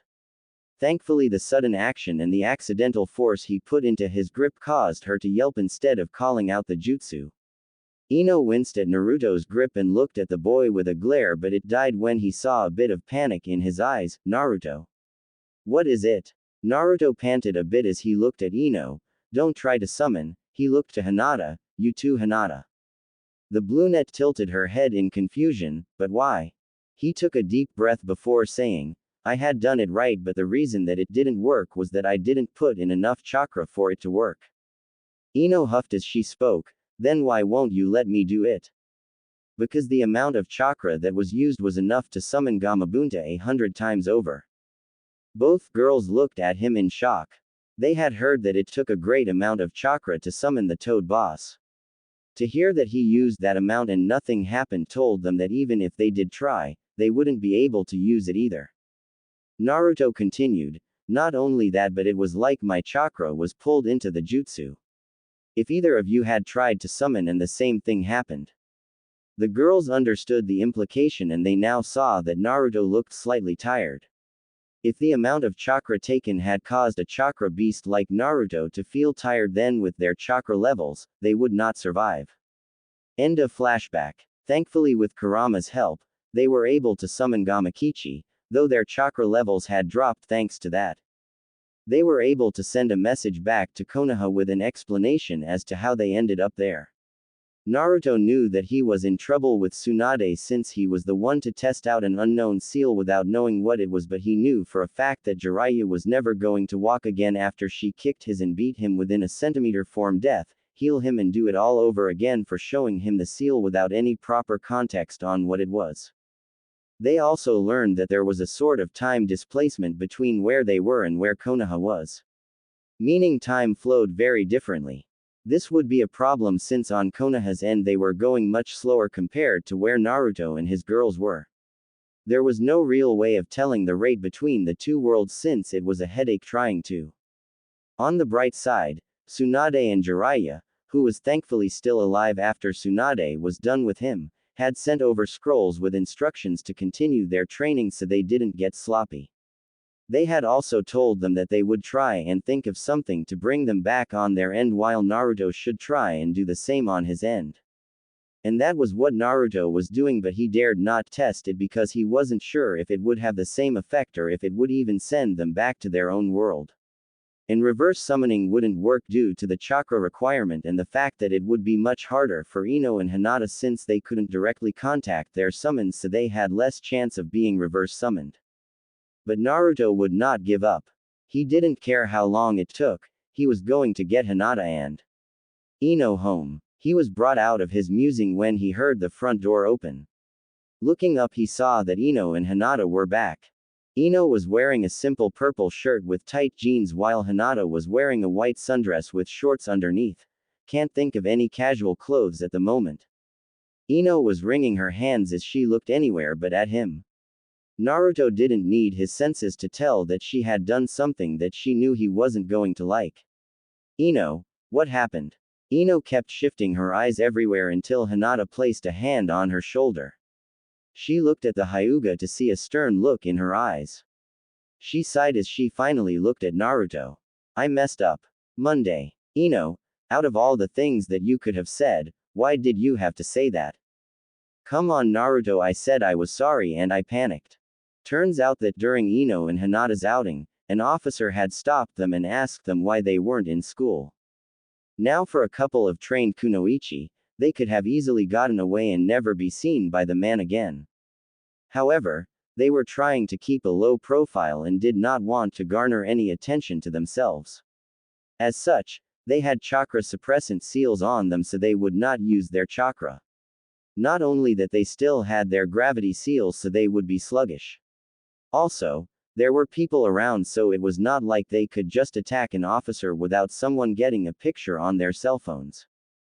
Ino had been the one to speak, saying that they were off on that day, which got the officer to ask which school they went to since he was sure that there were no schools around that had the day off that day. Ino felt nervous now since her bluff was falling apart fast. Her eyes darted around and saw a sign that had the word Academy on it. She pointed at the academy and said that they themselves had the day off from this academy since they had some business that took priority. The officer was skeptical and said that he would be checking in with the dean in order to validate her claim. Thankfully, he would not do it at that moment, but he would do it the next day. The three ninjas then went into the school as if they were visitors and met with the dean. With Naruto sealing off the room so they wouldn't be detected by anyone, Ino entered the man's mind and created records of them being transfer students. That would validate them not being in school, as it would make it seem that their business had to deal with them transferring in, An interesting bit of info was that the man that they thought was the dean was a man filling in for the actual dean. Apparently, the real dean was off on overseas business. This didn't hinder them as they still did what was done. This all led to now. The following week was when they had to start and Naruto was not happy about this. The three were walking through the main gate, each wearing the school uniform, and something that they noticed straight away was that there were no males around. Naruto felt very uncomfortable since all the girls were staring at him. Ino, do you know why there are no other guys here? Ino looked chuckle sheepishly as she messed with the hem of her skirt. Well, this is, Hinata sighed as she spoke, this is an all-girls school Naruto. Naruto stopped dead in his tracks as he heard this. Ino and Hinata stopped a few steps ahead of him and looked back. Naruto had an eye twitch and felt like he was about to scream. Ino, why am I, a guy, coming with you to an all-girls school? Ino cleared her throat as she tried to stay calm, explaining to her boyfriend that hated school and could very well leave without anyone able to stop him. Actually, the dean had planned on making this a co-ed school soon but was unsure when to do so. While I was setting us up to attend, I may have pushed the plan forward and had you be the first ever male to attend Kuo Academy. And there it was. Naruto was now the sole male in a school full of females. Jiraiya would be screaming with envy at what he was now in, but Naruto had a feeling that he was about to find chaos here than anywhere else. Above the three, in a room that had a good view of the main gate, were two female students watching the newcomers. One had long brilliant crimson hair and a figure many females would kill for. The other had short hair cut into a bob cut with glasses framing her face. She may not be as curvy as the other, but she gave off the stoic form of beauty that made her just as appealing. They had their eye on the three as the redhead spoke. Do you feel anything from them, Sona? The now named Sona shook her head. No, nothing. But there is something odd about them. I can't put my finger on it, but there is more to them than what we see. I am curious how they can be attending if there was no news of them being transferred in until just a few days ago. Could they be spies from the fallen angels? Sona contemplated this for a second. It seems too obvious. The fallen angels would have tried to be more subtle in their attempts, hide their tracks, but these three didn't. It was like they were just meant to come here. Even our fill-in dean said that he was expecting them and there were no traces of magic or hypnotism around him. I will have my peerage keep an eye on them, Rias, as should yours. Rias nodded as she eyed the three. If they aren't spies, then I need to see if they have a sacred gear or any hidden power. If they do, they could help me get out of that marriage proposal. I'm running out of time. Naruto was able to sense a small burst of desperation coming from inside the building they were going into, but at the moment, he didn't care. Unless it caused him or his girls problems, he would leave it be, for now. Classroom. Alright class, we have 3 new students joining us today. One of which will be the very first male attending Kuo Academy. The teacher then turned to the 3 newcomers as she gestured to the class. You may now introduce yourselves. Ino started out, putting her hands behind her back and smiled. I'm Ino Yamanaka. Hinata bowed as she went next. My name is Hinata Hyuga. Naruto would have gone, but he felt very nervous at all the stares at him. While Ino and Hinata were introducing themselves, everyone had their eyes on him. He gulped as he rubbed the back of his head. Hi. I'm Naruto Uzumaki. Once he finished, he saw that all the girls started whispering to each other. Can you believe they are letting a boy come to our school? I know. Do you think he is dangerous? Better stay away or he might get you pregnant. Naruto's sweat dropped at that last one, but interestingly enough, those were the only negative comments he got. He's so handsome. Do you think he is single? Look at those muscles. Naruto brought his hand up to pull his short sleeve down as much as he could as he felt embarrassed at that last comment. He is so shy. He's cute. Maybe we should talk to him later. Are those whiskers real or did he draw them on? The girl that said that lost tone said it loud enough that the other girls heard it and they all had the same thought. I want to pet those whiskers. Naruto now felt like he was a sheep that was just thrown into a wolf's den. Power to destroy forests, and he is terrified of females ganging up on him. Oh Kit, you have a lot to learn. The boy of mystery and the pervert. Laying on sloped grass were three boys looking up at the sky with only one thing on their minds. Man, I want to fondle some. I can agree with that. Fondle some big, soft, beautiful. The three boys were Matsudo, Motohama, and Issei Hyodo. These three are students of the prestigious Kuo Academy, a school that was once a private all-girls school that was converted into a co-ed school only a few years ago. They enrolled in this school as freshmen when they figured that the ratio from male to female would be massive. Matsuda, Motohama, why did we enter this school as freshmen? Motohana adjusted his glasses as he spoke. What kind of question is that? You know why. Issei jumped to his feet and pumped his fist in the air as he shouted out, to get our very own harem. The three were posed as if they thought they were cool with Matsuda shouting out, hell yeah, we were going to have unprotected with hot chicks and then never call them again. How is he not in jail already? A group of girls that were in the middle of a training run passed overhead, which caused the three to stare at there as if their eyes were magnetized to them. Issei then slumped as he said, so many girls in this school, and not one of them want to be with us. Why? Motohana adjusted his glasses again as he gave a sort of lecture to the question. It's because our enemies are strong. Like Kiba Yudo from Class 2C. He has one of the highest marks in his class, he has the looks of a male model and is like the Prince Charming of all the girls here. Matsuda grit his teeth. Oh, I want to beat the crap out of him and see if any girl wants to be with him after that. Issei fell to his hands and knees with an aura of depression at hearing this. Just because he is hot, cool, so much smarter and so much better than us, he gets all the and he wants. As if the world wanted to mock them, Kiba walked by with a couple of girls asking him if he wanted to join them in karaoke. He respectfully declined their offer as the girls swooned over him, and for some reason, he seemed to have sparkles around him as if he came out of a fantasy. Seeing this scene caused the three to silently curse his very existence. Issei slammed his fist into the ground. If only he didn't transfer here, we would get all the. Motohana adjusted his glasses again. He does that a lot. No, you're wrong. There is another. The other two boys looked at him in confusion before they remembered the other popular boy. Even if he was popular for a slightly different reason. School building, second floor. He was facing off with the biggest challenge he ever had. He had faced off with Hunter Nin, bloodthirsty bandits, a sadistic Sanin, and against a massive Kyuubi, but now he had nothing against what stood in front of him. How the hell did Sasuke even deal with this kind of thing? 16-year-old Naruto had a bead of sweat as he took a step back from the dreaded horror of some men, fangirls. And not just fangirls, a fangirl mob. And standing at the front of it was one of his biggest antagonists, Aika Kiryu. Aika had brown hair tied into pigtails that fell to the side of her head, golden yellow eyes that were framed by red-rimmed glasses. He didn't know why, but she seemed to find enjoyment in tormenting him by harassing him every chance she had. In fact, she usually set up these mobs to chase him all around the school. He remembered the mobs back in Konoha that would attack him if they caught him, but he felt like if these mobs captured him, he would lose something other than his life. At it again, Aika. Oh, first name basis are we?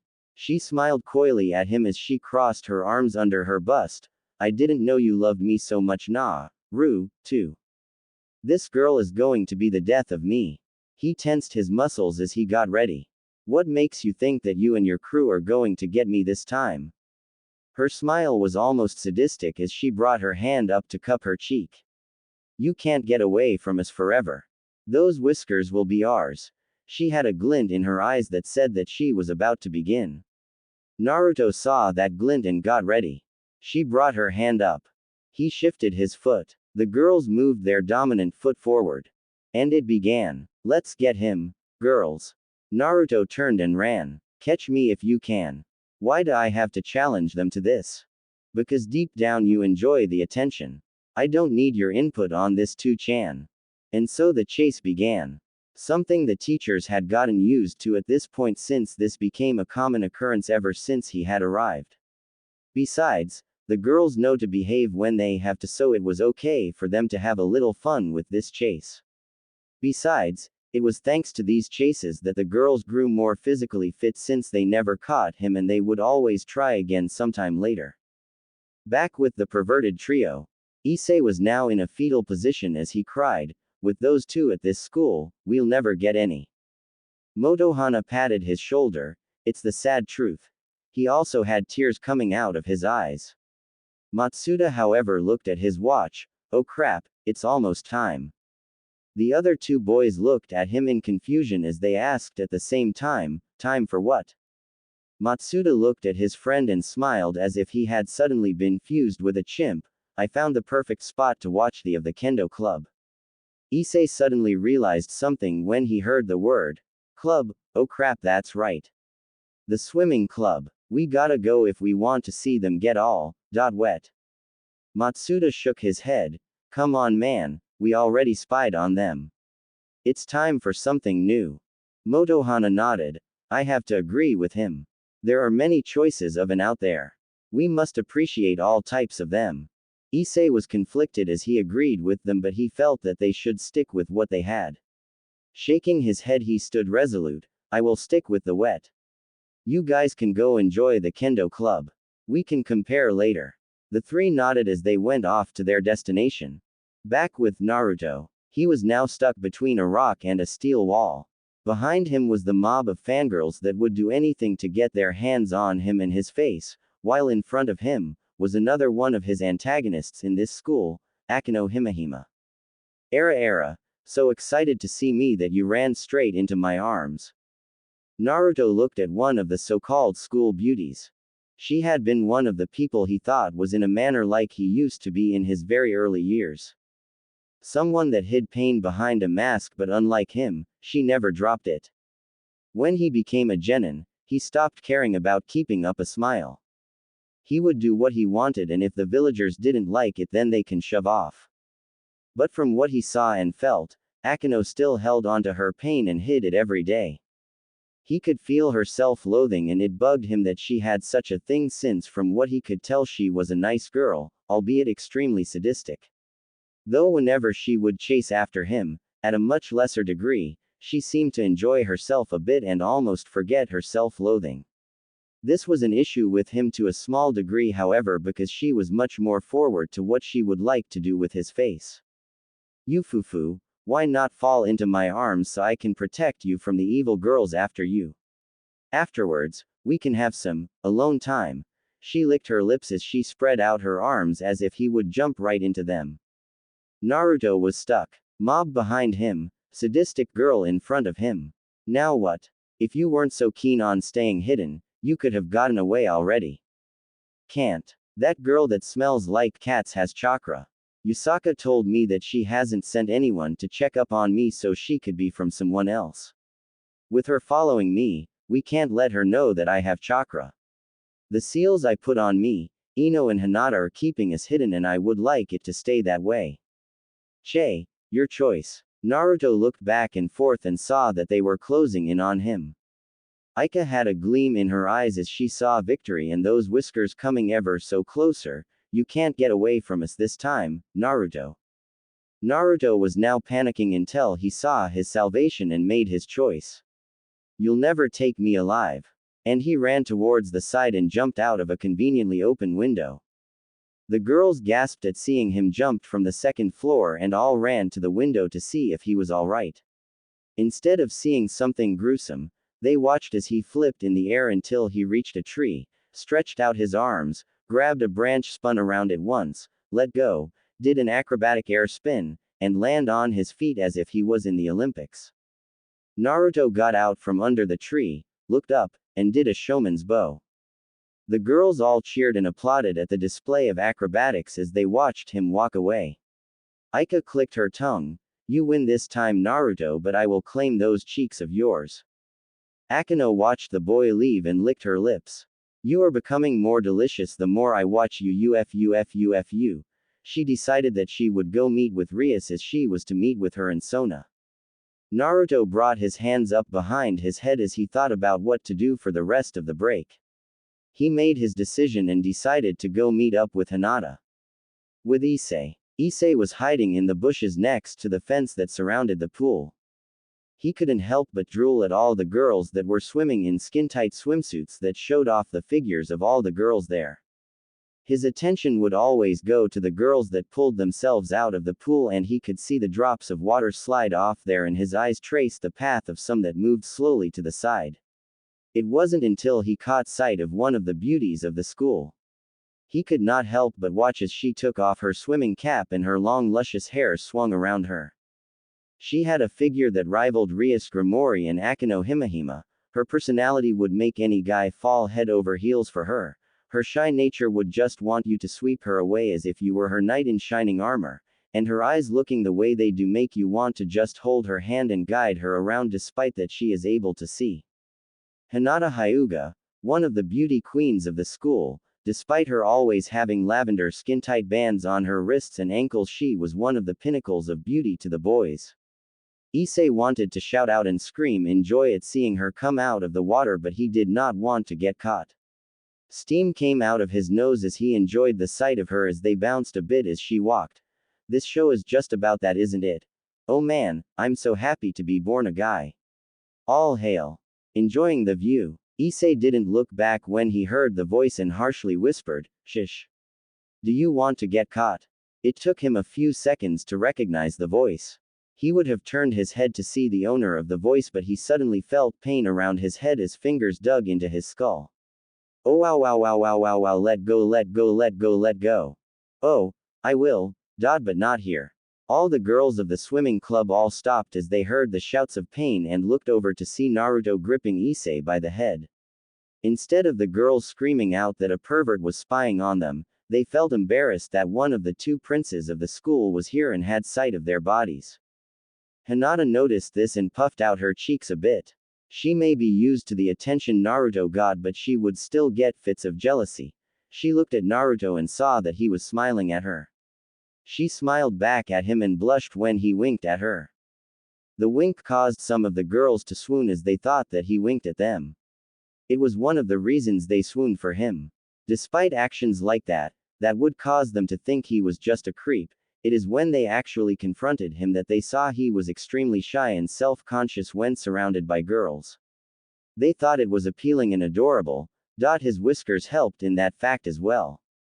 They watched as Naruto dragged one of the perverted trio away by his head off to who knows where. Meanwhile, Matsuda snuck through the bushes towards his peeking spot with Motohana right behind him. Come on man. It's almost time for them to change and we don't want to miss those beautiful of Murayama. Don't forget those luscious legs of Katase. Matsuda nodded as he got to the hole that led into the changing room for the kendo club. He waved his friend over and they both looked through the hole to see the kendo club walking in. Oh man, here we go. Motohana brought his finger to his lips in a shushing motion. Shush, you don't want them to hear us.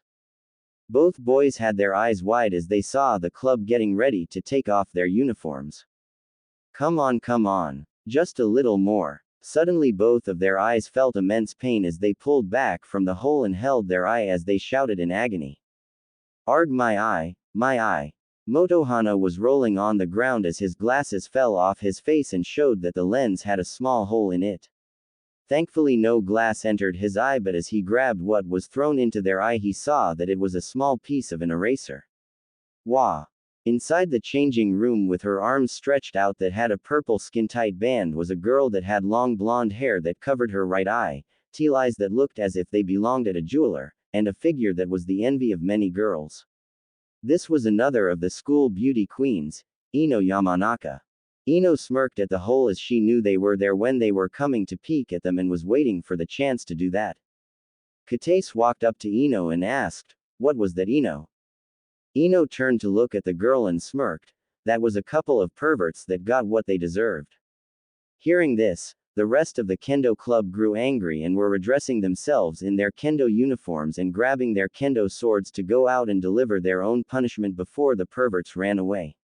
But much to their shock, someone else had come and made it easier for them. The perverts that were spying on them were tied to the practice posts with the third of the perverted trio with them in the center. Tying them up was the first prince of Kuo, Naruto. Issei was struggling to get out of his bonds, but the rope was tight. Why the hell do you have rope anyway? Naruto finished the knot and straightened up and looked at Issei with his foxy grin. To tie up perverts like you. Issei wiggled more as he whimpered out, "Grr, damn it. You have your own harem, why can't you let us have ours? What makes you different from us?" Naruto, with his foxy grin still on his face, patted Issei on the head. "Because my head isn't always full of senpai. And I don't have a harem." Issei, Motohana, and Matsuda glared at him before shifting their gaze at the oncoming kendo club and the blushes they had as they saw him. "Yeah, right. You have half the schoolgirls after you." Naruto turned around to see the kendo club coming towards him and the other three. "Hey, girls. Sorry for the disturbance." The entire kendo club blushed at the smile he gave them as Murayama spoke. "It's fine, Naruto. Thanks for getting them before they got away," she said as she did her best to hide her blush. Ino only sighed as she already got used to this, and knew that she couldn't do anything to stop it since she knew just how great Naruto was. Besides, she knew Naruto well enough to know that he would not ever cheat on her or Hinata. Though she couldn't help the little voice in her head that there might be some of these girls that might try and worm their way into his heart. But they would have to get through her first, not to mention Hinata. High walls for any other girl to try and scale. Naruto nodded as he looked at Ino. "By the way, nice shot, Ino." Ino her hip as she placed her hand on it and smirked. "Did you expect anything less?" Naruto chuckled and shook his head before he looked back at the three tied-up students. "Reminds me of the bell test." He put his hands in his pockets and chose that it was time for him to go. "Well, enjoy your practice, dummies." "Bye, Naruto," the kendo club said in unison before they turned to the three with evil smirks. The three began to sweat as Issei whimpered out, "Mercy." Screams of pain could be heard throughout the campus. Occult Research Club room. Rias, Akino, Sona, Tsubaki, and Kaneko were sitting in the main room of the Occult Research Club with Rias and Sona looking out the window towards where they heard the screams of pain. Rias was the first to speak. 3 years and nothing to show for it. "I don't know why we thought that there was something hidden behind those three." Sona adjusted her glasses as she nodded. "True, but I can't help but feel that we are still missing something about them, especially Uzumaki." Rias looked to Sona with a forlorn look. "I've had my peerage tail him all this time and so far he has shown no relation to the supernatural. From our observations, he is just a normal boy." "Ufufuf. Normal isn't something I would call him, Rias." Rias sighed as she looked back to her queen. "Okay, apart from being physically fit and acrobatic, we haven't sensed any power coming from him." She looked to Kaneko who was munching on a cookie.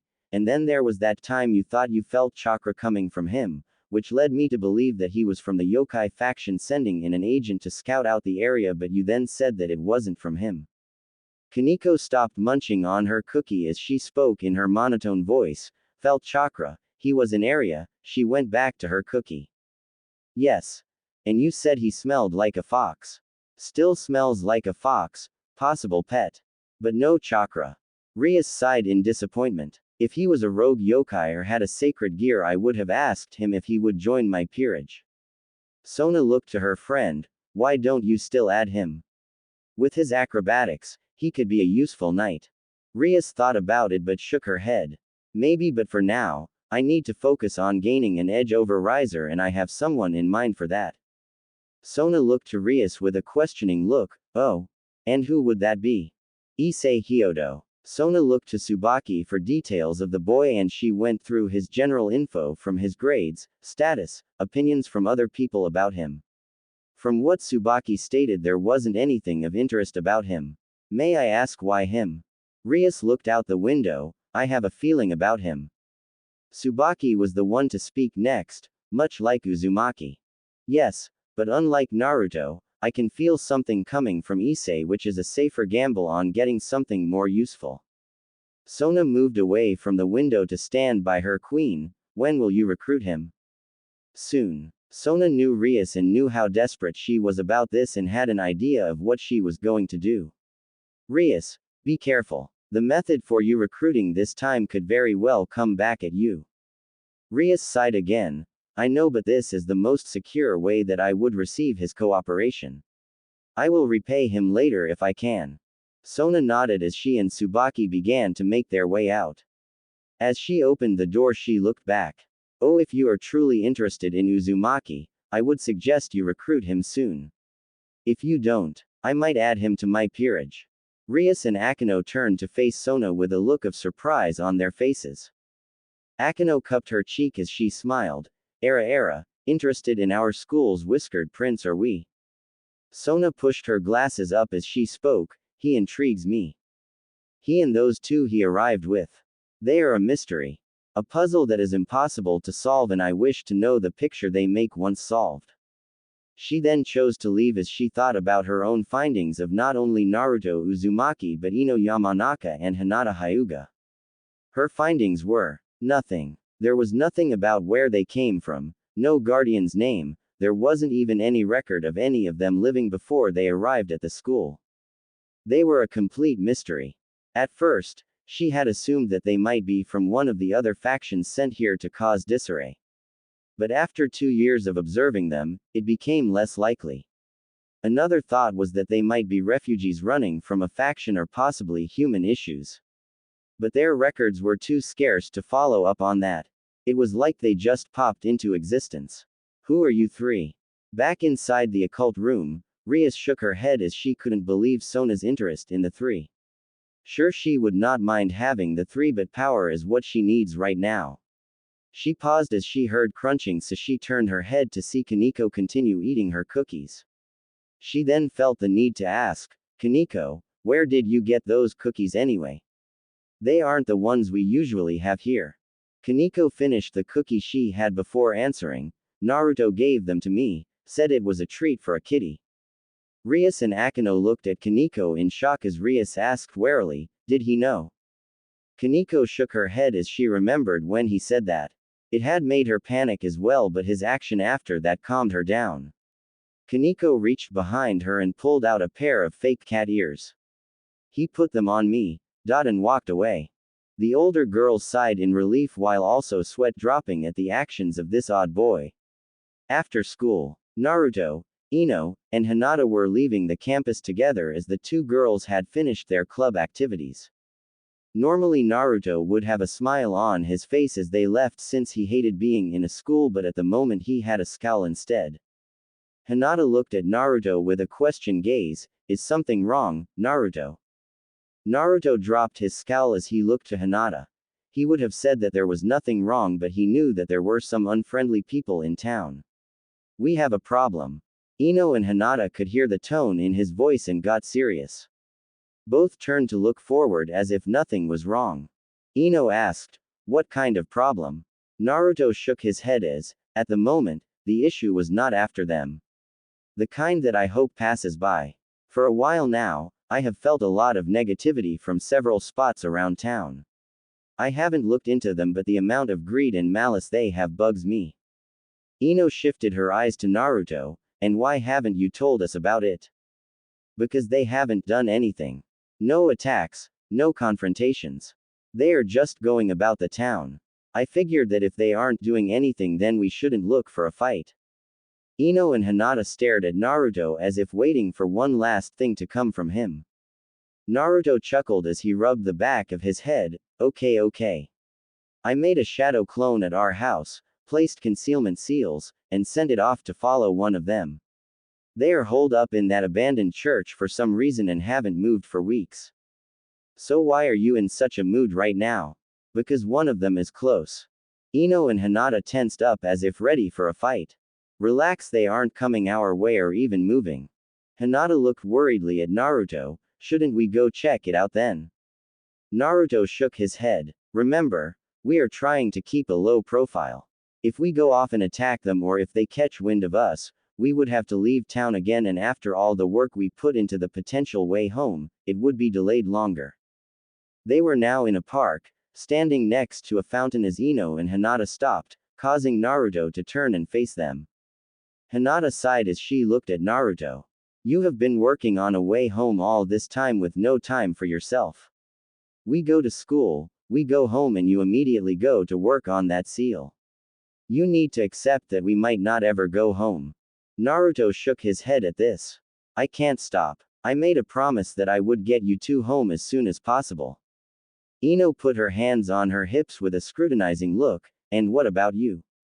Naruto looked at the two in front of him as he smiled. My home is where you two are. When you go, I go with you. Hinata stepped closer and placed her hand on his cheek as she looked at him lovingly. And what makes you think it isn't the same with us? Naruto's eyes widened in shock as his gaze shifted between the two. But what about your families? Your sister, Hinata. Hinata smiled as she got closer and pressed her lips on his. Breaking the kiss, she spoke. We know that they are safe, and even if we can't see them, we can still communicate with them. Our place is with you, Naruto. Hinata took a step back, which gave Ino the chance to step forward, gently grabbed his face, and guided his lips to hers.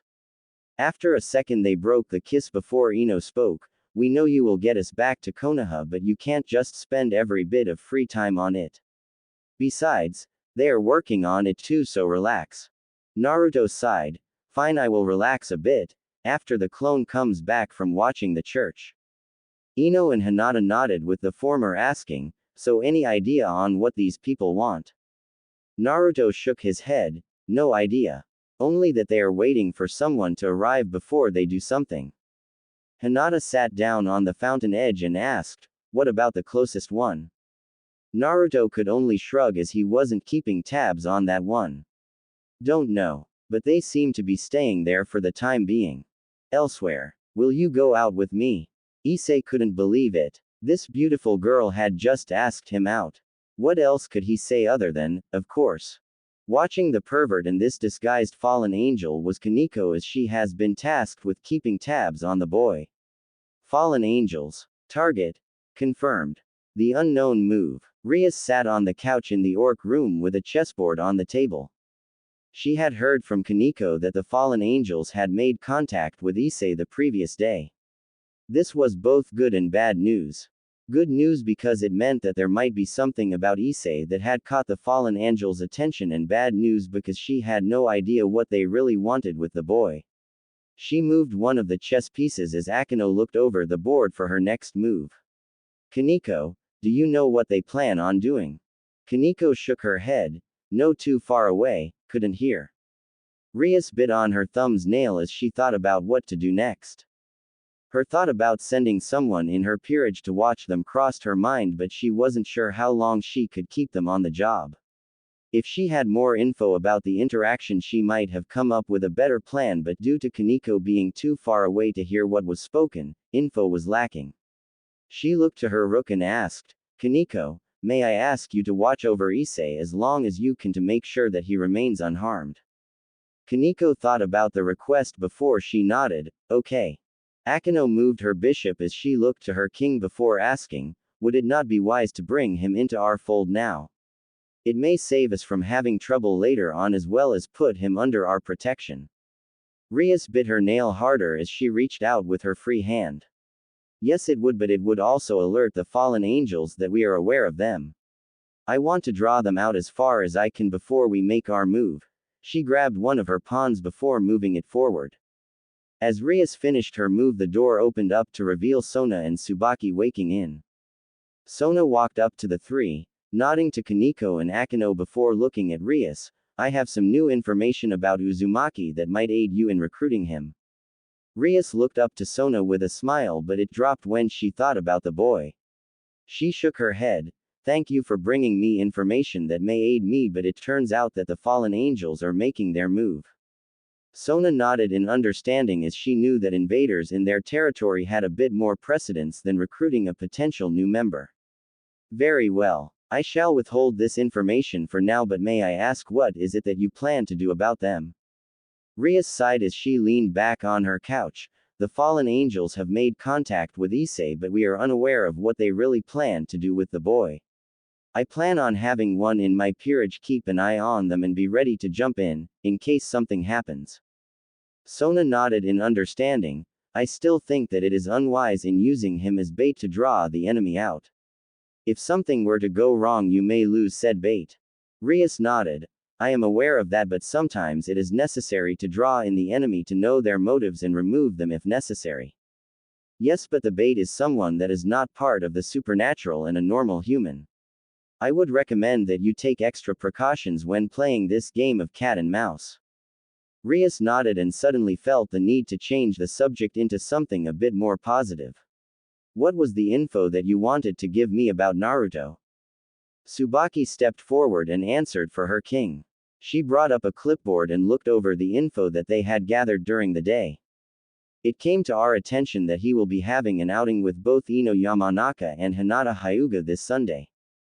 This info was confirmed by several students that had heard the girls speak about this, with several other females asking if they would be allowed to join in the outing.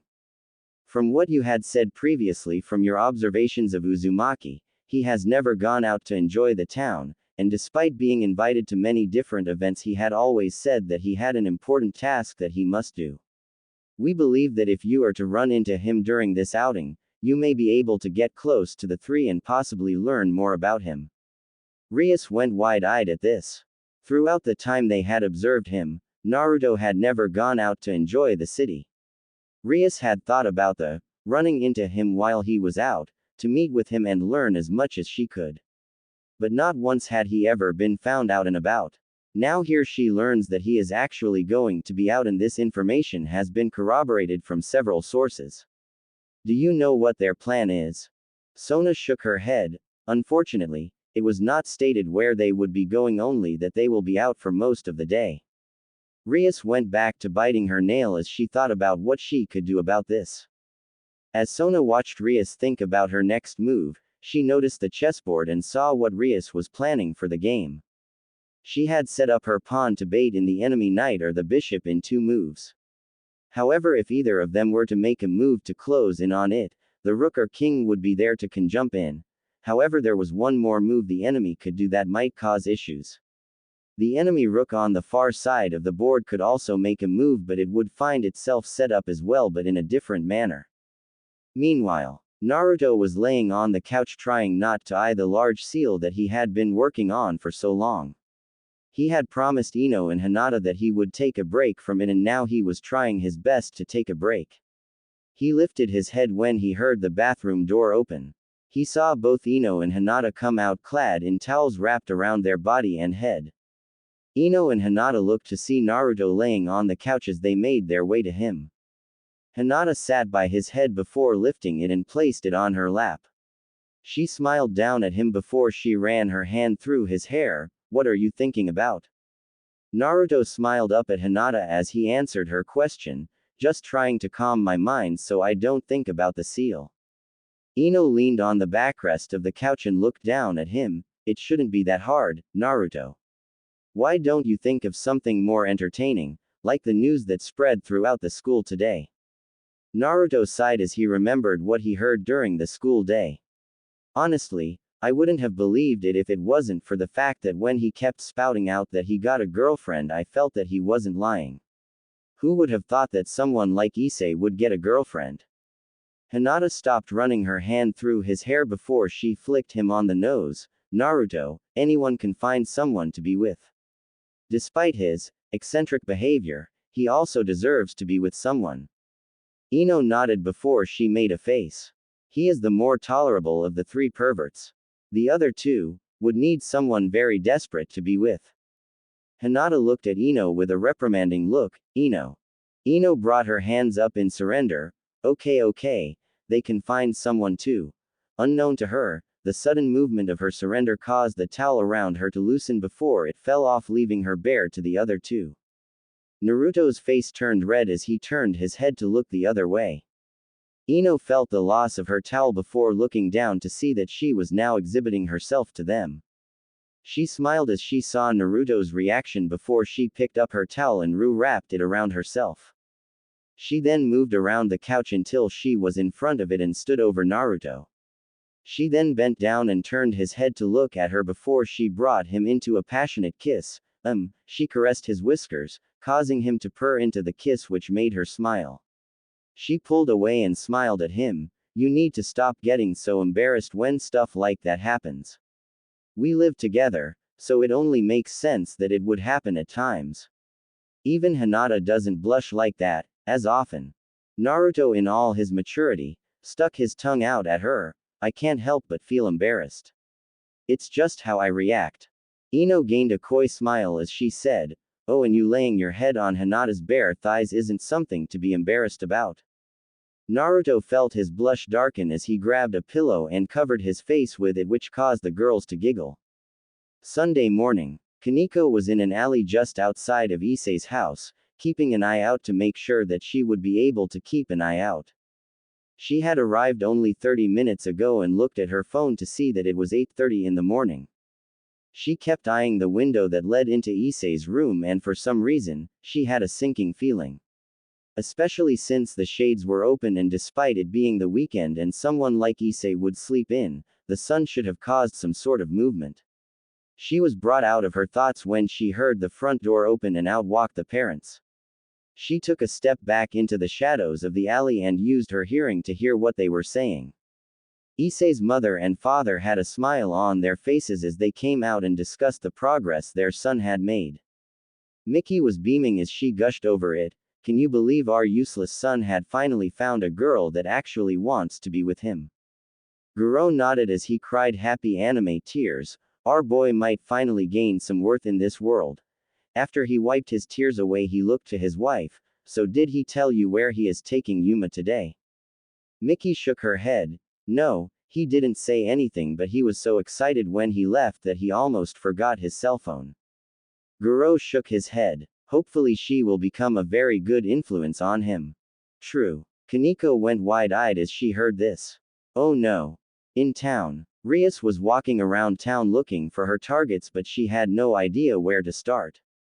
Throughout the week, she had tried to see if she could hear anything about their outing, but they were very tight-lipped about it. This didn't deter her as it was still morning and she had all day to find them. Suddenly her phone began to ring. Picking it up, she saw it was Kaneko and answered it immediately. "Kaneko, what's wrong?" "Issei already left. He's on a date." Rias stopped in her tracks as she realized what this meant. They had no idea where Issei was or where they were going on the date. There were many issues with this, as they could have taken the train to go to the next town over, or they could still be in this town. If she could pray, she would for the latter. "Kaneko, call everyone and have them search for Issei." "What about you?" Rias bit her nail before she answered. "I will still look for Naruto. This could be the only chance to get Issei, Naruto, Ino, and Hinata. But Issei needs to be found. He is the one that has the fallen angel's attention, so he is the one at risk." "Got it." Rias hung up the phone as she sighed. "I hope they find him." She began to power walk now as her nerves were now getting worse. "And I hope I can find them."